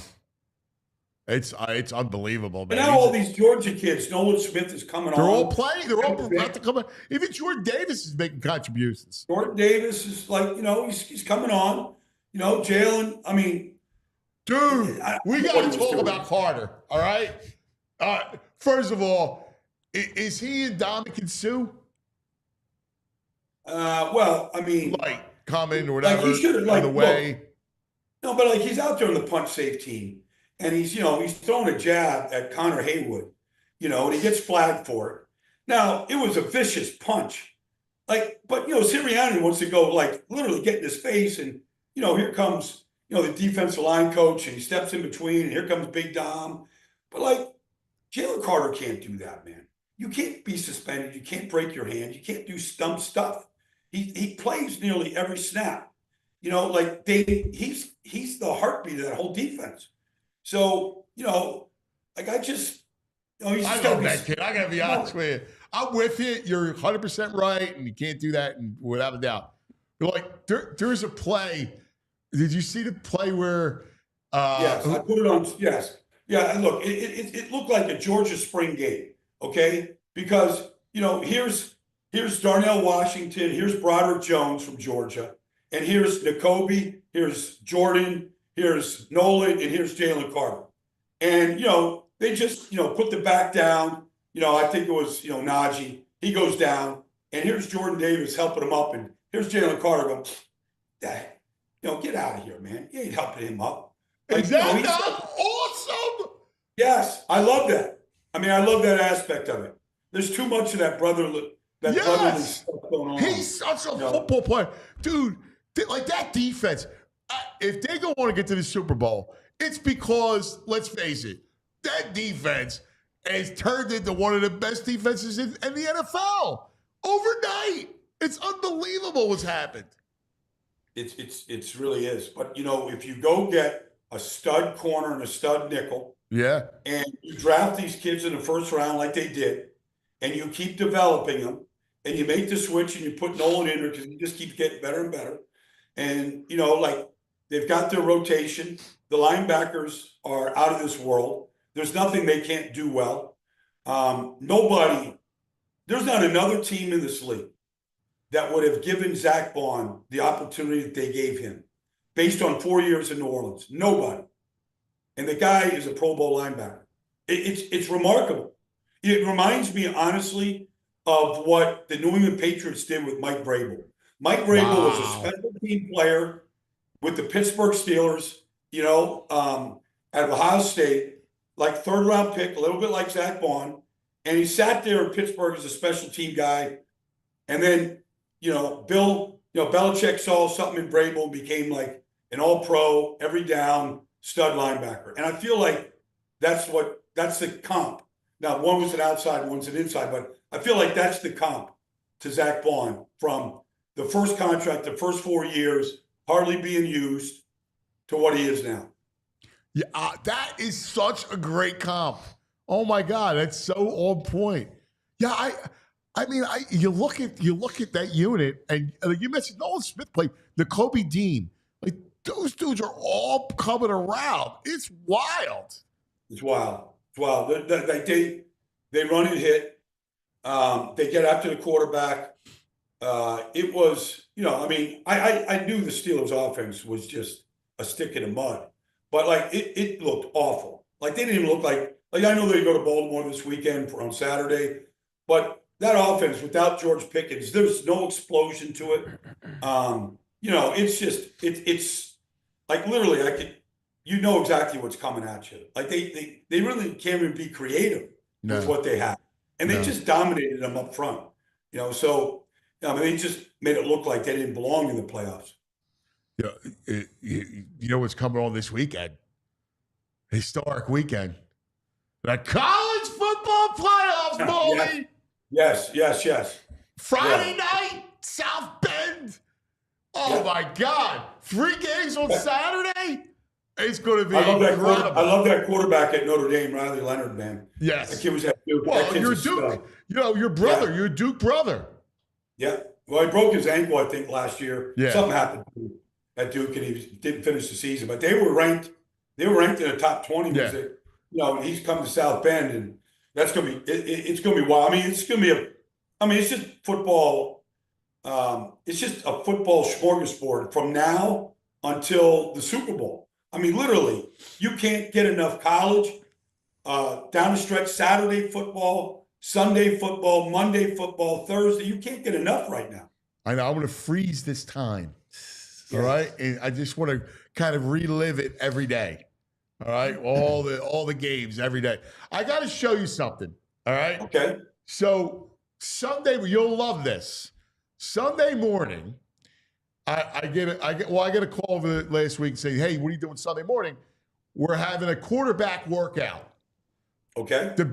Some of the best high school kids in the area are going to Delaware. Charlie Falk, who's the quarterback at St. Joe's Prep, kid's a sophomore. All right. He just wins the state title last week. All right. Okay. Sunday morning, he's out along with another kid who's the quarterback at DeMatha. All right. Okay. In Baltimore, who's really, really good. He's only a sophomore too. My little Massimo, all right, he's there too. But this video, it's 25 degrees outside. Charlie just won the title last week, and this is what they're doing Sunday morning with one of them. Yep. How They look great like is they're in a this? cow pasture too. Right? That's it. Yeah. Sunday morning, it's freezing. And that's Yeah. Charlie working. That's my Yeah. man from DeMatha, right? Massimo's back in the line. But this is Okay. what they're doing on a Sunday morning. And this is my lesson. This is what I told Massimo. I'm like, dude, these kids, they just won the title, all right? Yeah. All right? What are they doing? They're here working because it all starts now. What happens next season? This is where you get all your work in. There's no doubt. There's no doubt. I mean, at every step, you always get better in the off seasons. You have to work. I mean, just, you think about Magic Johnson in the off season. Let's learn the junior Skyhawk. Larry Bird, let's work on that. Like these guys, you go back to the pros, you improve in the off season. You just do. You get bigger, you get stronger, you get fundamentally better, more sound. You learn new techniques. Like that's, the season is about games, it's about focus, about that. But you get better in the off season, and you got to take that approach. Yeah, I knew you would appreciate it. It's what I love. Yeah, that's cool. He's laughing, right, VG? But it's over football. It's like the work part, like the dynamics of the quarterback. I'm watching these kids. These kids are sophomores. This kid, Charlie's throwing it 70 yards. I watched it. I was like, oh, my God. Kid's throwing 70 yards on a dime at a sophomore in high school. He can go anywhere he wants. The kid from DeMatha, same thing. Big arm. Every big school's looking at him. Well, there's a different level of motivation now, cuz. I mean, these guys got NIL money out there. My buddy Mike Lombardi is going with Belichick to North Carolina. Like I can see Mike Lombardi, who lives in Ocean City, New Jersey. I can see Mike out there at the University of Delaware looking at these sophomores. Because the recruiting wars are starting. They're going to start in 9th and 10th grade right now. They're not waiting till their junior year. They're going much earlier than that to go after these kids. Yeah, I'm with it. This is a great time of the year, when it comes to, hey, how about the Bills real quick? Because Eagles-Bills would be unbelievable. Bills Mafia and the Eagle fans, the EAGLESers would be like a monster movie. That would be the best. What Josh Allen is doing is ridiculous. Because if the Lions had no chance at stopping him. You brought up Ty Johnson, but if Allen got out of the pocket, they were dead. I mean, what we're seeing from Josh Allen is historic. They put up 90 points in the last 2 games on the road in Los Angeles and in Detroit, and he scored 10 touchdowns. He's run for 5. He's thrown for 5. Like we've never seen. We saw Cam Newton have a year where he had 45 touchdowns. We've seen Mahomes put up 50. We've seen Brady throw. We've seen great performances. I don't know that we're seeing anything to the level that Josh is doing right now. He hasn't been sacked in four or 5 games. I think it's 4 weeks he's gone without a sack too. It's crazy. Well, that offensive line now, they have started all 5 starters 14 straight weeks in a row. All right, they got Edwards and McGovern and Cyborg and Doc, and Spencer Brown. They've started all 14 games, literally played almost every single snap. Like they are so cohesive. They're coached by the great Aaron Cromer. Like they're very well coached. And they're like the Eagles in some ways. They get a run or two, they just repeat these runs. And then they have a variation of every single tackle trap they have. Some is a keeper by, Josh, some of it a play action pass by Josh. Some of it is you hand to James Cook. Like, the defense is just mesmerized.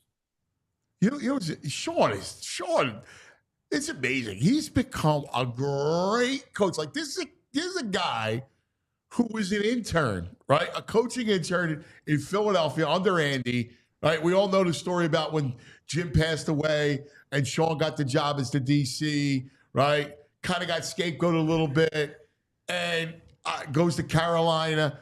And he's become a great coach. Like, he has them, as a contender every year. They got a formula. They got a system. They plug and play. Cuz I gotta run here. I gotta do this thing with the 49ers right here, cuz. Well, you're in Florida, right? I'm in Florida right now, yeah. All right. I'll talk to you on Thursday. Okay, you got it, cuz. See you, buddy. See you, buddy.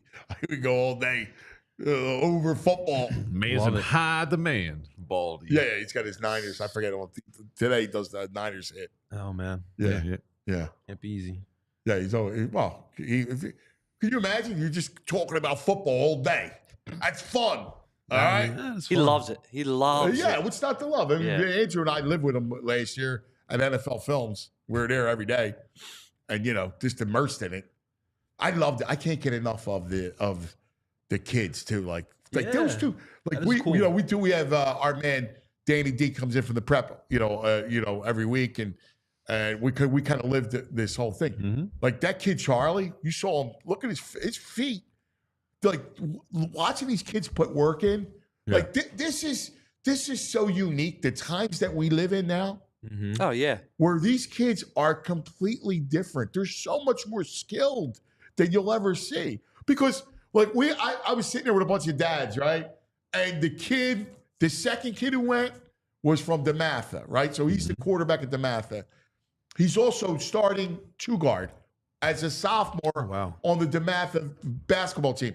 DeMatha's got one of the best programs in the country. That's right. Both football and basketball. And so he's like, I was shocked that he made the team, but at some point, like, everybody's got to choose. Like Charlie played baseball, right? And now, his father's like, listen, we chose football, going once we got to the prep and he got the prep job, that was it. Like, we got to choose football.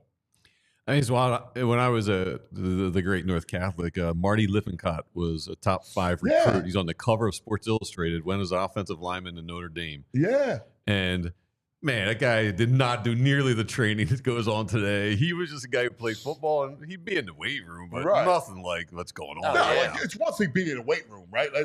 But I could show you, right? So Anthony, right? So Anthony's a freshman, and next year's a big year for him, sophomore. Mm-hmm. So there's a coach, and he's the coach at Woodrow Wilson, Coach Malik, and he's a specialist in linebackers and defensive linemen. Wow. All right. He takes D-line guys and edge guys, and this is what he does. And he has a whole plan. Like I talked to him the other day, and it was a whole plan for Anthony to get him ready for the season next year, starting in January. Love it. It's wild time. It's incredible. But I don't know. I mean, is it good? I think so. I think these kids we're turning out are amazing players. I think it's great because even if they don't become professional athletes, they're learning valuable lessons that's going to translate into life. So I think it's a really good thing that all these kids are what they're doing. Yeah, it's hard work. Yeah, I mean, K-Red does bring up a good point that should be talked about a little bit. It does put a little bit of disadvantage as the less fortunate inner city kids who don't have the money for all this individual training. Now, I will say that to K-Red that there is a lot of a lot of these coaches, because they see talent, they're coaching them. Like they're getting a lot of the coaches through the school. Okay. Like the prep is giving them a lot of. Yeah, the prep is good about scholarships. Well, you want to win. You want to program. So you're taking kids, and these kids are young, right? So they're getting training. Like if they see a 7th grader and they go, "Oh, this kid projects," they're getting him training. Dude, I was talking about projecting. I was coaching on Saturday, and the guy who runs the Anderson Monarchs, he's asking me about this kid we got. He's 5 years old. He's like, how old is that kid? Because he stands out. He's trying to get him in a program for 6 to 9-year-olds. Yeah, dude, you start at 6 to 9 years old. How young are you looking? Find kids who got skill. I got a friend of mine who's an agent, right? Yeah. Whose kid's a basketball player, really good, Derek. And he said the people are coming up to him and giving him his kid their business cards. He's in, what's he in, 6th grade, 7th grade? He's got to be what, 8, 9? No, he's in 7th grade. Oh, 7th grade. Okay. So, he's a year older than Massimo. 12. But we got this kid, he's 5. But no, it's the same His thing. name's That's Enzo. outrageous. He's head and tails above other wild. 5-year-olds. We're pushing him up to play with the 7-year-olds because he's got ball handling skills and stuff. It's wild. What's the height of the rim he's shooting on right now? Oh, he shoots on the tiny ones. Yeah. Yeah, but they're like they just project. They're projecting. They're babies. Like they're gonna be coming out of the womb giving them NIL money. Man, This is if I have insane. kids, I'm starting them real early. You have 2 to. years old, you're out there. Definitely, without a doubt. Stay Going to all tuned. Yo Kid coaches. Sports is coming soon. Yeah. All right. All right, we're going to take a break, talk about some of our partners. Our amigos. Let's talk about a little C-Jam. C-Jam Construction, everyone's favorite construction company name, C-Jam. They're here to help you out with all your family home projects, especially stuff involving decks, bathrooms, and flooring. All home projects, if you're like me, they're a pain in the buttissimo and they're stressful and you're confused and you don't know who to call or everybody's got a guy. Well, we got a guy, CJ Construction. They're a family home remodeler specializing in decks, flooring, and bathrooms. Their goal is to help clients alleviate the challenges and frustration that come with home remodeling. Perfect, right? That's what we're all looking for. And right now they're doing a giveaway benefiting CHOP, Children's Hospital of Pennsylvania.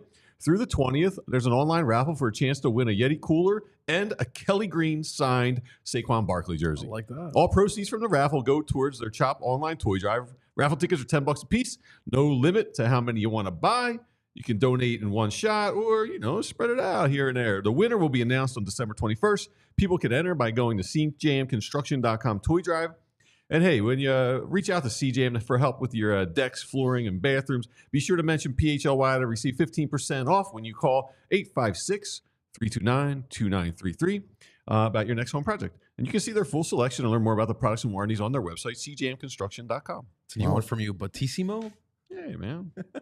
There you go, buddy. There you go. Let's talk about Parks Casino. Street Road, Ben Salem, our favorite Parks Casino. Here we go. Here's the lineup just announced. Larry the Cable Guy, May 16th. Get it in. All right. Here you go. Plus a second show from comedian Ron White on March 20th. You can't fix stupid. 2 shows. How about that? SNL's Colin Jost returns. That's right, Jost. Colin Jost? Yeah. Jost.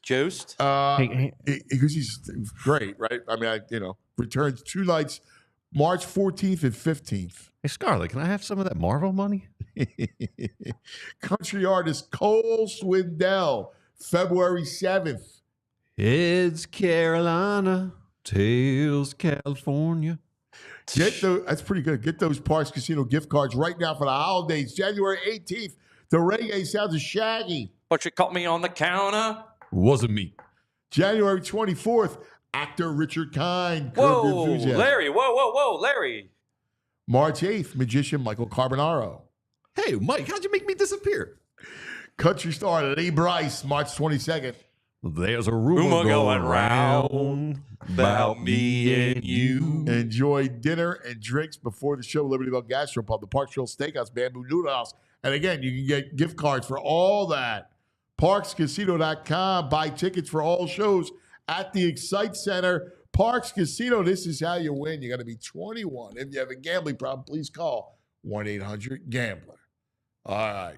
Now let's continue our bird. So what a good football day on today. Mm-hmm.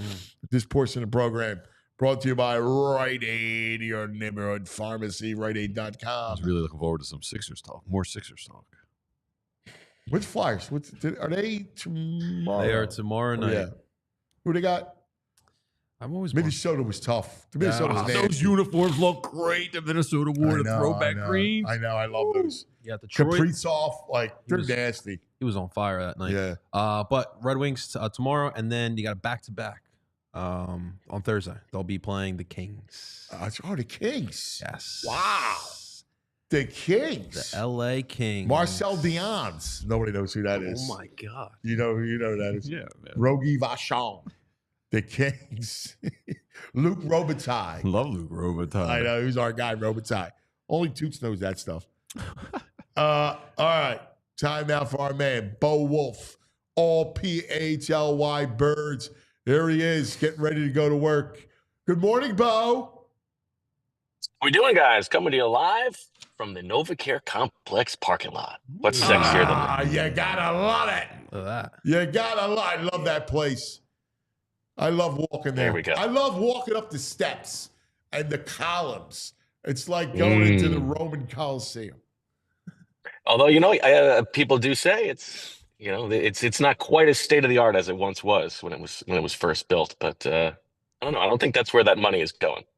Yeah, listen, I think they're fine, right? I think it's still great. All right, let's get into it. What's the when you're looking at this team? I mean, I keep talking about it, but to me, it's the story of that game, and it's 10-29. All right, play those four numbers: 10 minutes, 29 seconds. That drive is why they are a Super Bowl contender. That fact that they can bleed you out and kill you death by 1,000 cuts is what makes them so demanding to play. I do think that is their superpower, and I think it is Bill Belichick who said it, and it's not the most like the most amazing thing you've ever heard, but there is something to be said about a team that can run the ball when you know that they're going to run the ball, that can pass the ball when you know that they need to pass the ball, that can stop the run when you know that they're going to run, and that can stop the pass when you know that they're going to pass, right? And so in those situations, 10-27 left at the 3-yard line, you know that they want to run the ball out. And they keep doing this. They keep just grinding teams down and choking teams out in the second half. I mean, their second half point differential, I believe, is the best in the NFL. It's like they keep having these slow starts, right? And you keep being like, well, why can't they just fix this over the course of the week? But it doesn't matter because they keep bouncing back. And then the longer the game goes on, it's the Jason Kelce framing of it's not about who's the toughest. It's about who's the toughest the longest. And when these games get down into the guts of it, nobody is tougher right now than the Eagles. Yeah. I love that, Bo. Nobody's tougher. That starts from the top. Leadership with Nick. That's where it all starts. He's built this team. Once he shaved his head, everything changed, man. BG, you can't. You can't let go. They asked me on the ALLCITY show yesterday. They're like, this is the Bears and the Cardinals, and they've gone like months without wins. And they're like, well, you guys have gone months without losses. And I said, well, we don't measure it in Philadelphia in months. We measure it in Nick Sirianni haircuts. It's been about 3 haircuts since they've lost. Has he let it grow in at all? Has he shaved it again? I haven't noticed. Yeah, he's keeping shaved close. No. He let it grow. He's let it grown out a little bit. This is, I believe this is the second cycle of the grow out. So I think there's probably a holiday cut coming soon, maybe this week. A holiday cut. Oh my God! By the way, Bo, those colors on that shirt look good on you. Hey, thanks. This is my passive aggressive. Zach doesn't like this shirt, so I wear this shirt. Cuz why do you torture Zach? Why? That's what the people want. Why do you torture that poor guy? Why? Do anybody got brothers? Like, this is how we treat the people that we love. Great dynamic. Who is one of my friends is like, would he just lay off him for once? Well, I forget it was my cousin or Toots or Boo or somebody was like, can he just is Bo gonna just torture Zach? He's the best. He's the best. Everybody knows that. We gotta get the other sides of him coming out. All right. I do think though, if you want to talk about like my big takeaway from that game, in addition, like we know that they can grind those teams down, right? And I know that it was a little bit about the way that the Steelers were playing them, and then they were inviting them to throw the ball. However, like we didn't know, like the framing of Nick Sirianni after the game that like, well, we've been able to do this, we just haven't done it yet is not true. Like just the efficiency wise of the way that they were able to throw that ball in that game, we didn't know that they could do that. And in a game against the only top 10 defense they're going to play in the regular season all year long, for them to be able to do it was so encouraging. And now you start to think about this as a team that in January can win in multiple different ways right now. Like that's why for them to give Jalen Hurts the easy buttons. Yeah. Right. Like that drive and for him against that front, against that team is what I go. If you can do that against the Steelers and hold on to the ball that long, that's I agree with you 100%. And part of holding on to the ball is you convert a 3rd and 13, right? To convert a 3rd and 6, is to convert when you're lined up with your back to your own end zone. Like that was impressive stuff. Yeah, and I guess I would say that in this game, it's not like even if they had given the ball back, I don't think anybody expects that Steelers offense against this Eagles defense was ever going to score 2 touchdowns. It was more just like proving how bad we are, right? Like, just like we're not giving you the ball back. We are the big bad right now. And listen, that was a Steelers team that tried to come in and punch the Eagles in the face, right? You had, Darnell Washington pushing Darius Slay all the way down the field.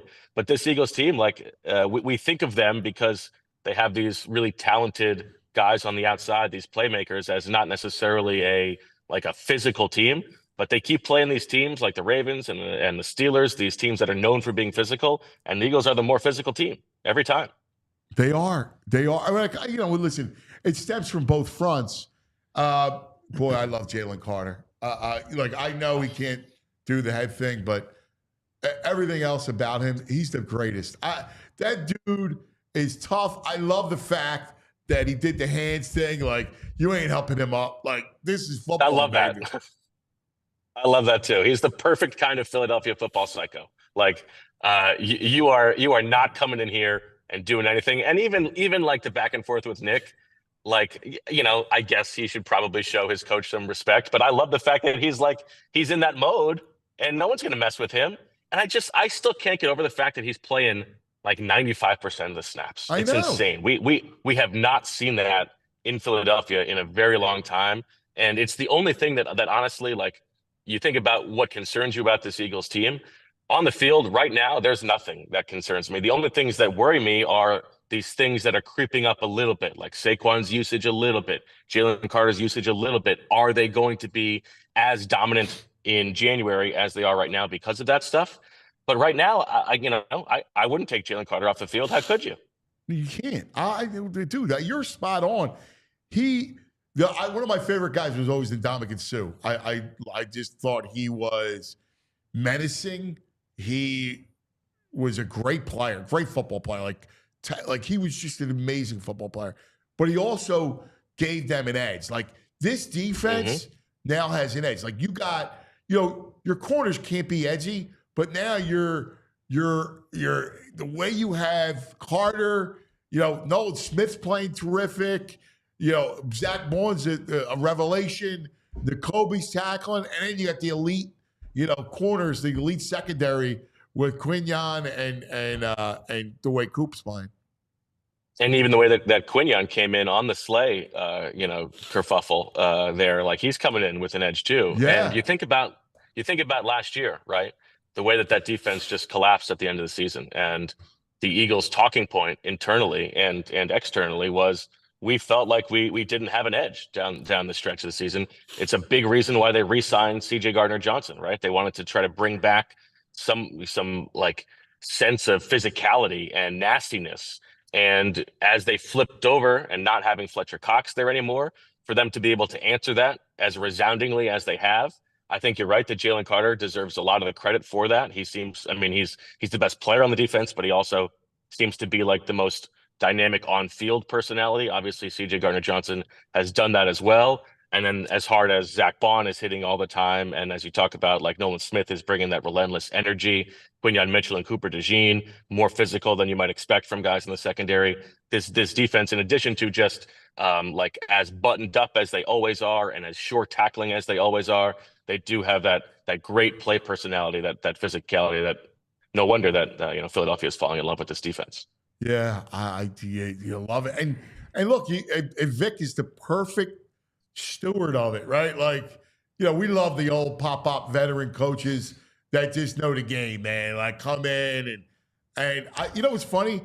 He's made me a fan of that scheme. I was never a fan of that scheme, right? Like, you like more of a pressure-based, kind of defense. And man, he's so good. Where he's great at is he's great at game planning individual teams. Like, when he looks, like, he'll take away, he looks at the team and he knows exactly how to play him and what to take away. Yeah, and I'll give Zach credit here. This is something he said in the beginning of the season, something that was told to him from inside the building was, the thing that people are underrating about Vic Fangio is not just the scheme that he is bringing here. It is his ability to game plan week in and week out for an opponent. And you are absolutely seeing that. I mean, you just look at like the zone numbers or the blitz numbers week by week. It is not a consistent thing. This is not like a dogmatic defense. He is putting together bespoke game plans week in and week out based on what is going to win against opposing offenses. It's really impressive, and it is like it's the difference between the Vic Fangio pretend defenses, like all the people who are trying to cop his style. That's that sort of passive aggressive defense you're talking about that I was a little bit skeptical of as well. And certainly we saw it last season and even under Jonathan Gannon versus like having the actual guy. It's a huge difference. Yeah. No, without a doubt. So, Bo, let's. It was all love, right? So Jalen and AJ, Devontae. Where we go from here? That's just it happened and it's over, right? I don't know if it's over, but I think they had those difficult conversations that they had. I think, I know that internally it's not like they wanted these things to come out, but I think that they could see that there was some value to it. I think Jalen in particular heard some things that he needed to hear about the way that he was playing the position. And I think that you would hope that this is sort of the answer for the passing game moving forward. I mean, they're not going to play a better defense than that defense until at least the playoffs. Right. And so for now, if AJ Brown is one-on-one on the outside, give him the ball. If Devontae's open, give him the ball. I don't know if my favorite play is maybe hard, but the play that Jalen made on that 2nd and 20 when he steps up in the pocket and looks like he's going to scramble and then throws it to Devontae Smith. Yeah. Like that is a play that we just have not seen him make all season long. Right. Yeah. And I love that play. Yeah, it's a great point. Hey, Bo, I kind of wish you'd be able to just guerrilla attack Tim McManus or McLean rolling in, or bring us inside of Novacare with you. I'm here early, so these lazy other guys who know if they're going to be here yet, but I'll keep an eye out and see if somebody comes around. Yeah, I want to go back to the defense right now. I don't know. I was trying to think this morning about a weakness. If you were an offense coordinator, what would your game plan be to try and move the ball against this defense? Yeah, it's a good question. I guess that I think the weak point in the secondary is probably CJ Gardner-Johnson right now. And so if you're able to put him in conflict, there have been times this season when he has made the wrong choice.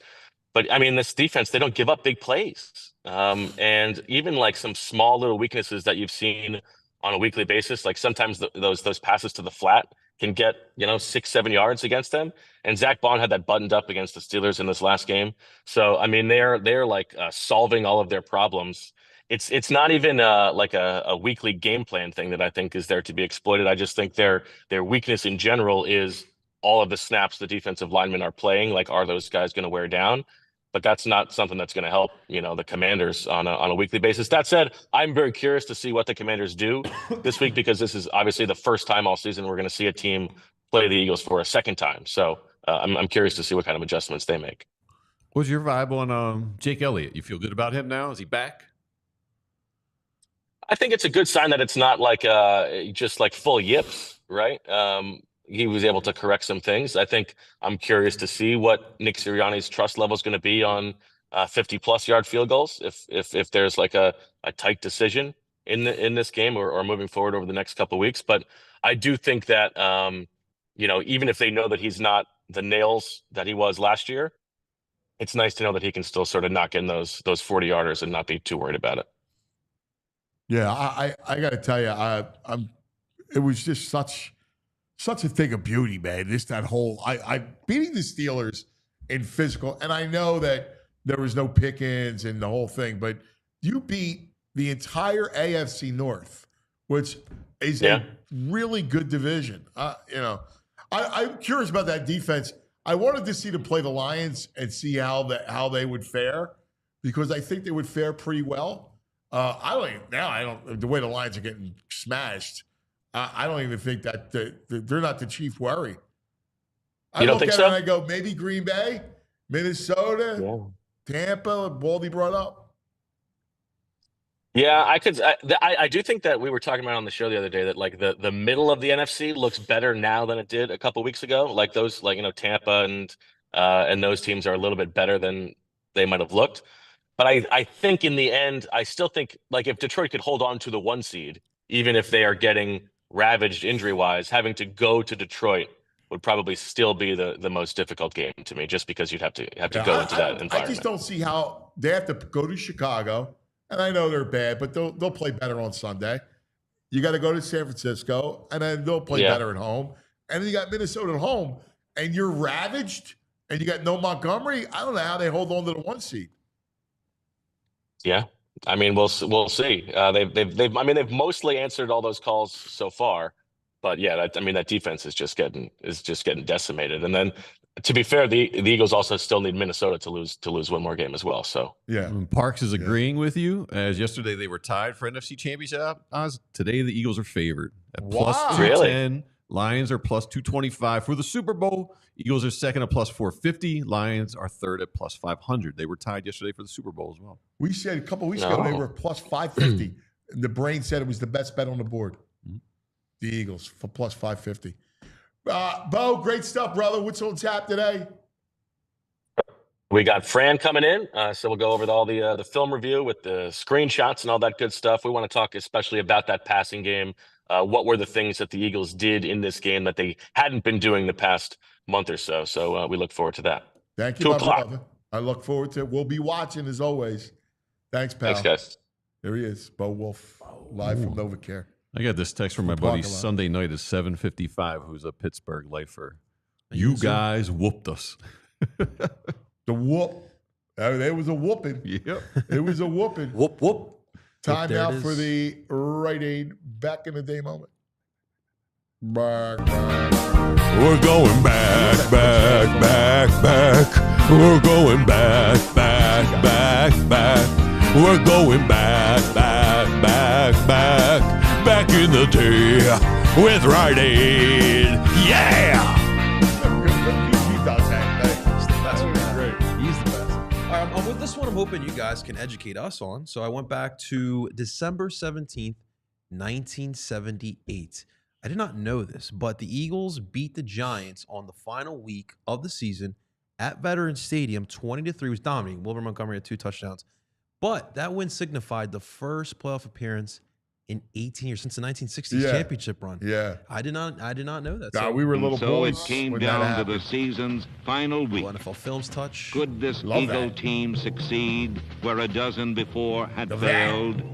Could they find the strength and resolve to fulfill their dream of finishing as a winner? Thinking about being a winner. Being a winner. Just be a winner. So guys, 12 years. 12 years has gone by since the Eagles have been a winner. Take for a meal, man. You gonna cry? We're going to come out winners today. You've worked like winners. You've played like winners. Sure, we've won a couple we should have lost. But I'll tell you something else. We've lost a few we should have won. We're right where we ought to be, playing for the first winning season since 1966. Hey, God love all of you. Hey, all right. Get tight. Get tight. Hey, good. Hi, everybody. This is Merrill Reese and Jim Barniak in Veterans Stadium, and what a big Sunday this is. Sunday, December the 17th, the final home game of the regular season. Ended early. Yeah. Hand off to Montgomery, who goes up the middle. First down. Yeah, 14 years, 15 weeks. 45, 40, No buys. They didn't need buys. They had buys. Montgomery to the 25. No buys back then. Wilbur Montgomery. First and goal for the Eagles. They're in the Giants' 7th. To Montgomery, up the middle. Touchdown, The Eagles. Silver Pants rule. It's cool. Look at that. Look at that. Garrett in the hole. Michelle for the extra point, and that has not been automatic. It's a low snap. He gets it up anyhow, and the kick is That's no a crumb good. bum guy there. It is no good. That guy's using crumb You know, bum. he's definitely using crumb bum. Yes. That guy's a bum. There's He's a bum. your back in the day moment. That's a great one, JP. That was cool. Excellent. I love that. You know, Bergie's voice never matched his look. He got a little high-pitched Yeah, voice. yeah, He always yeah, looked like yeah. a grizzled guy, and he talked. You know? Yeah. Hey, Anthony. I remember he's coming around. He's a nice man. What a man. What a great guy. Man. All right. That's going to do it for us. I love that. That was great. I'm a dick crying. I know. Before the He's game. such an emotional guy. Man, that's wild. That's going to do it for us. What do we got on TV tonight? Nothing? College. Trash, College come on, too? Trash man. Yeah, trash man taking off. We got beat up last night. Oh, we lost last night? Yeah. Oh, no. 15-9. All right. man. It's all right. You'll come get them. Everybody have a great day. All right. Be careful. Watch yourself. We love you. We'll see you in the morning. We all silly like the mayor.